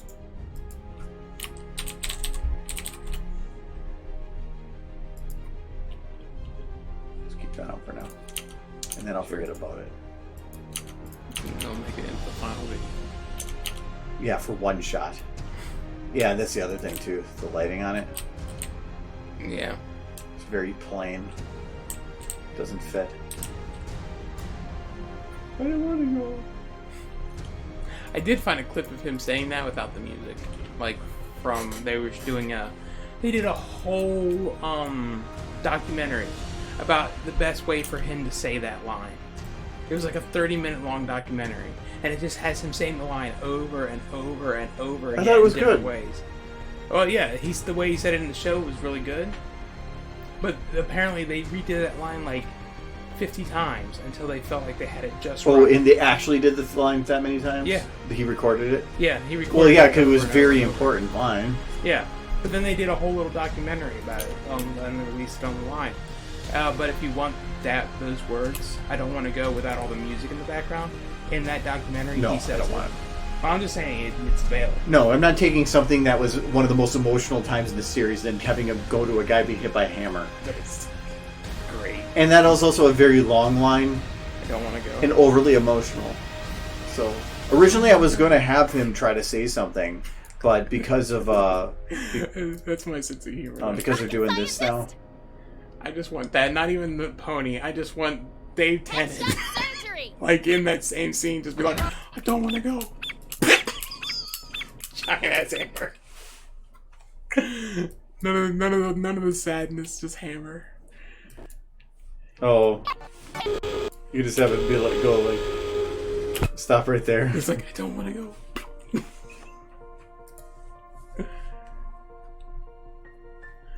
Oh no. Okay, so I think for the most Spike needs to blink.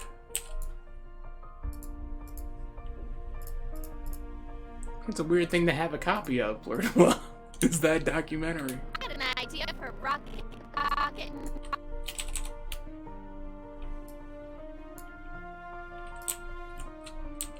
The only reason It's like to me this is like when he slowly realizes that that Twilight found his porn stash on there.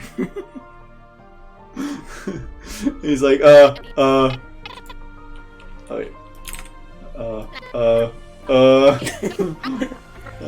can explain. Get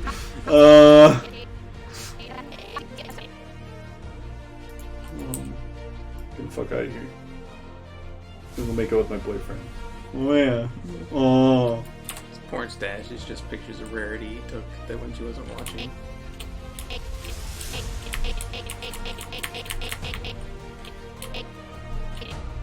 Porn would be a weird concept in Equestria, considering they're always naked anyways.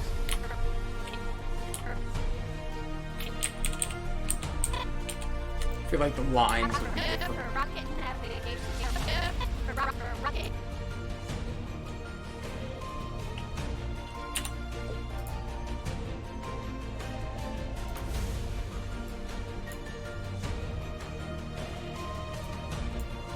Link. Hmm? Yeah, he's winking. Tia for rocket navigation. Tia for rocket navigation. For rocket navigation system, but I need your help.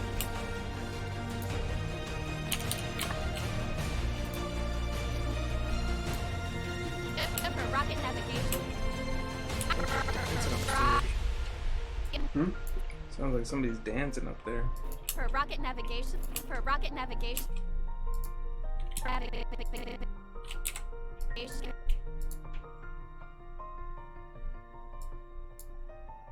Navigation.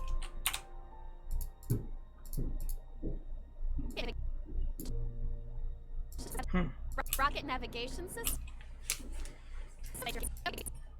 Rocket navigation system, but I need your help. I got an idea for a rocket navigation system, but I need your help. That doesn't seem to stand out too much. Rocket navigation I'm just looking system, at the but I need tie. your help. Looks alright, honestly. Well, that's fine, but it's the lighting. I don't like it. The tie's really dark and the band's really light. Oh, I mean, it looks fine when all the lights are on, but that's the dim lighting is what you're gonna see in the video. Yeah, this is what it's gonna. This is what it renders to. Okay, Why would it render to this? I can see everything better. But that's the point. Is the whole point of having a lot of this is that I can control what the hell you're looking at. Yeah. I can like, well here, let's see here. She's gonna be a bit bright in that shot, but he'll still be the focus because this is blurred out. I got an idea. But I still have to. I have to figure out how to continue that now that I think about it.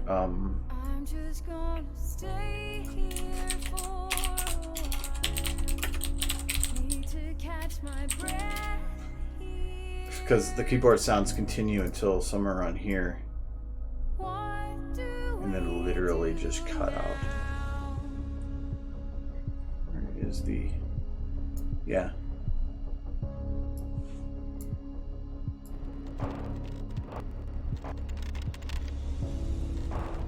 Oh, actually, this is.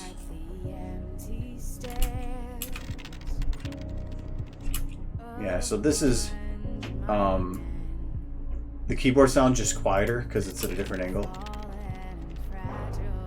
to then connect the two shots. So I have to keep the keyboard sounds connected, but if I do, that means that what she does here might be impacted by that.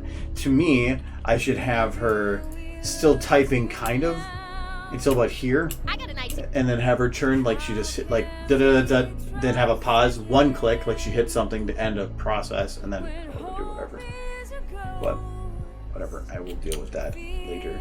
So Spike is done though. Spike is done I and got he an is idea done. for a rocket navigation system, but I need your help. Well, actually, let me double check. Oh, he's not done. I got an idea for a rocket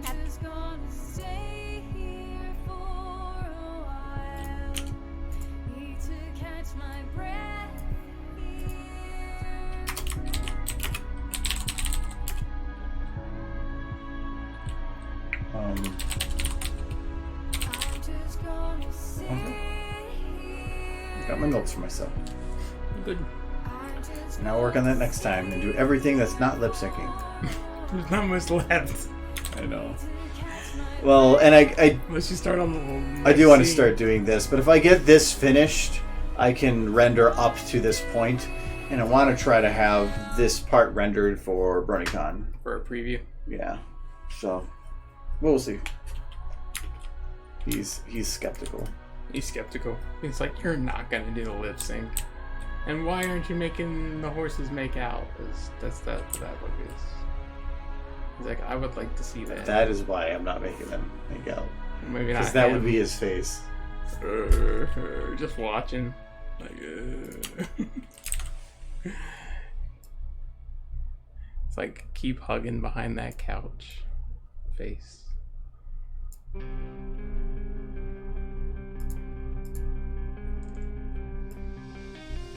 Those shipping videos were really cute, though. I think the first video of yours I saw was the Tri-Dash one. I'm pretty sure that was the very first one. Twi-dash or tri-dash? Twi-Dash? It's Twi-dash. Yeah. Okay. As you say, you're going off of a YouTuber. Though I figured out he really likes that video. I think that my favorite part of that video is just bringing those little bunny hops. That was the cutest I got an thing. idea for a rocket navigation. I ended up making a GIF of that. See, that was the nice thing about your shipping videos is like a lot of shipping videos are just they're kissing, but yours actually had like a story and like compassion and stuff. That was the point. They were so much better. You should make more of them. I used to have like a thing where I had like infinite, like bouncing Pinkie Pies. But I don't know what happened with it. I remember making it. Lost in all of your endless stuff.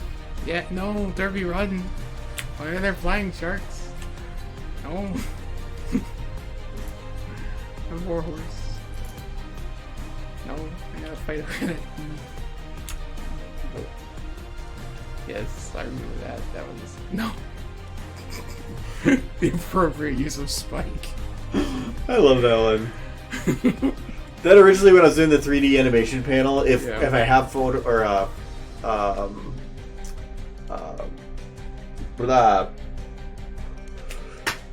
if I had the slideshow working correctly, this is actually what's playing on the last slide. Yes. Splashy horse. Jake brought back Splashy Horse one time, but then Mo gave him this like real weird look. He kept it up for the remainder of the stream, but Yeah, that I don't remember what happened. Just like Rainbow's face broke. just like no, she didn't come back right. The rest of them did. She's not done baking. Yay, dolphin. It's a weird Bum, thing. bada, bum, bum,